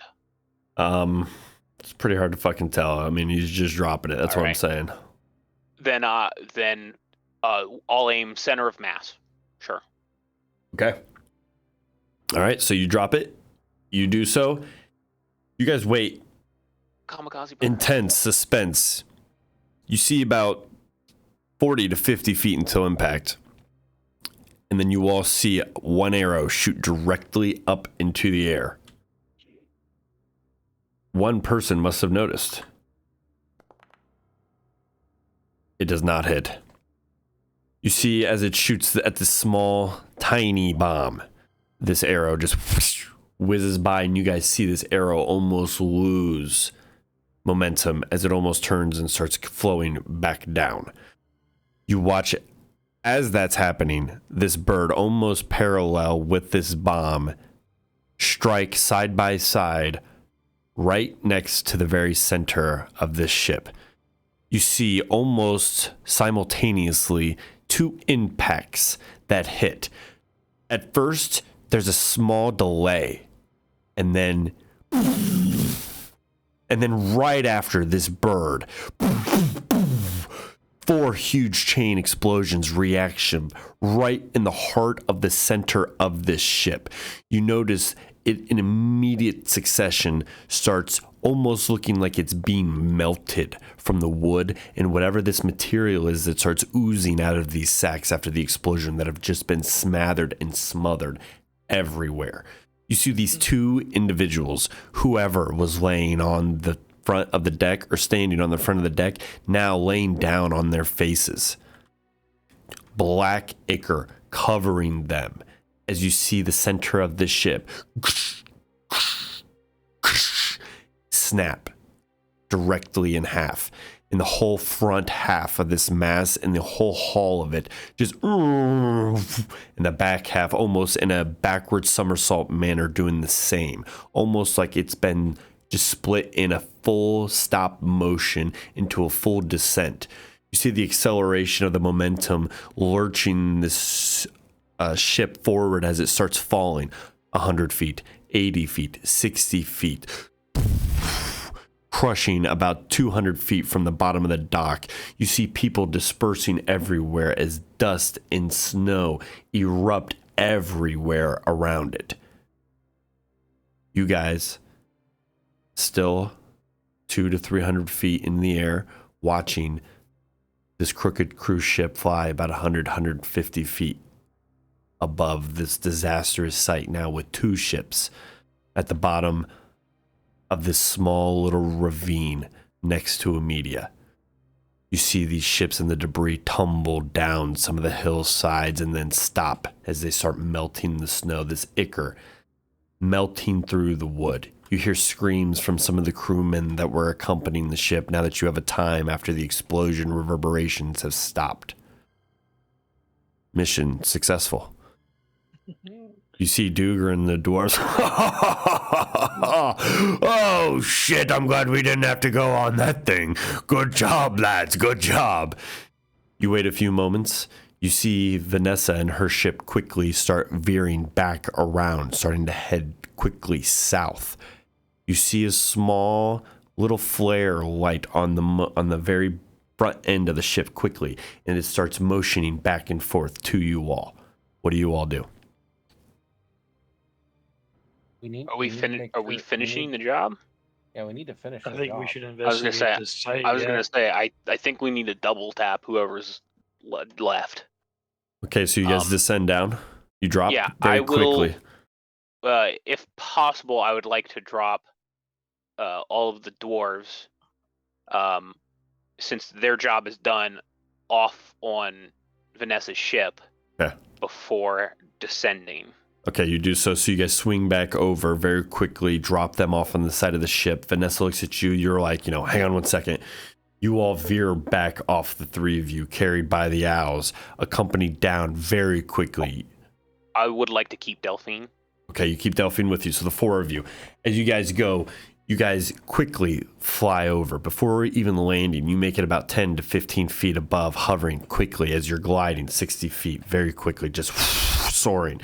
You see people starting to come closer, not close enough, still with your stealth, not completely hidden, but not completely visible either. You notice as people start running by, you're going to be the first ones there, though. Very fast acting. You look over. Everybody give me a perception check.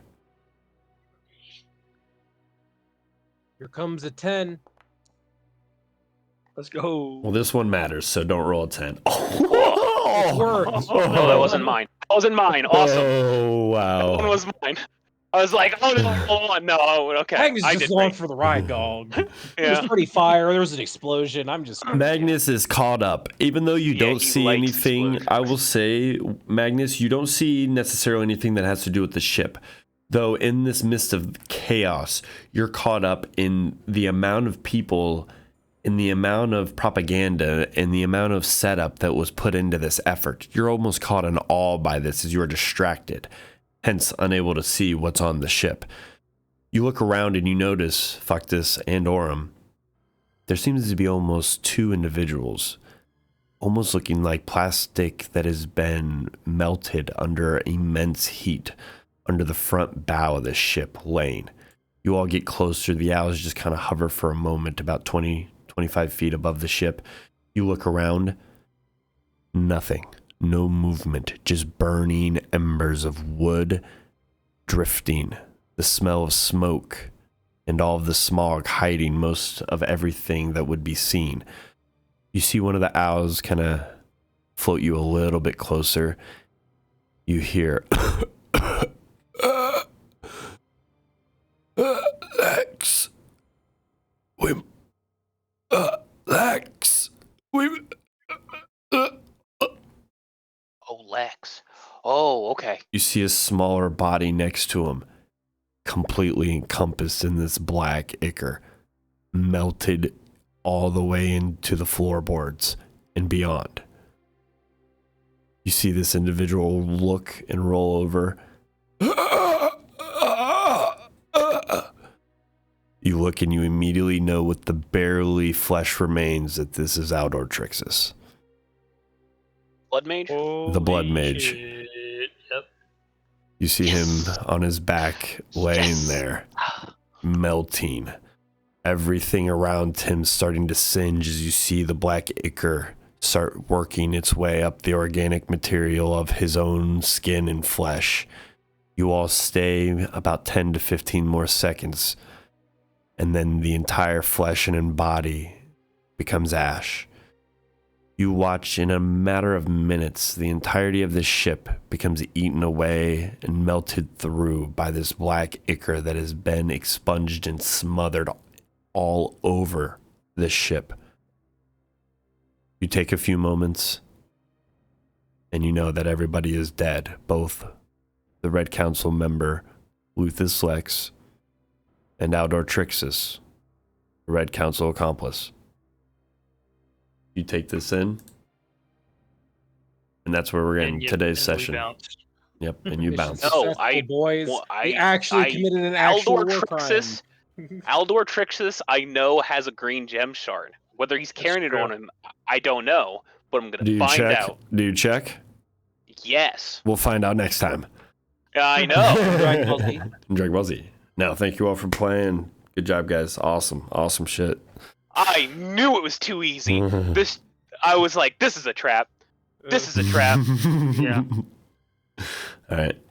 Till next time. Good job.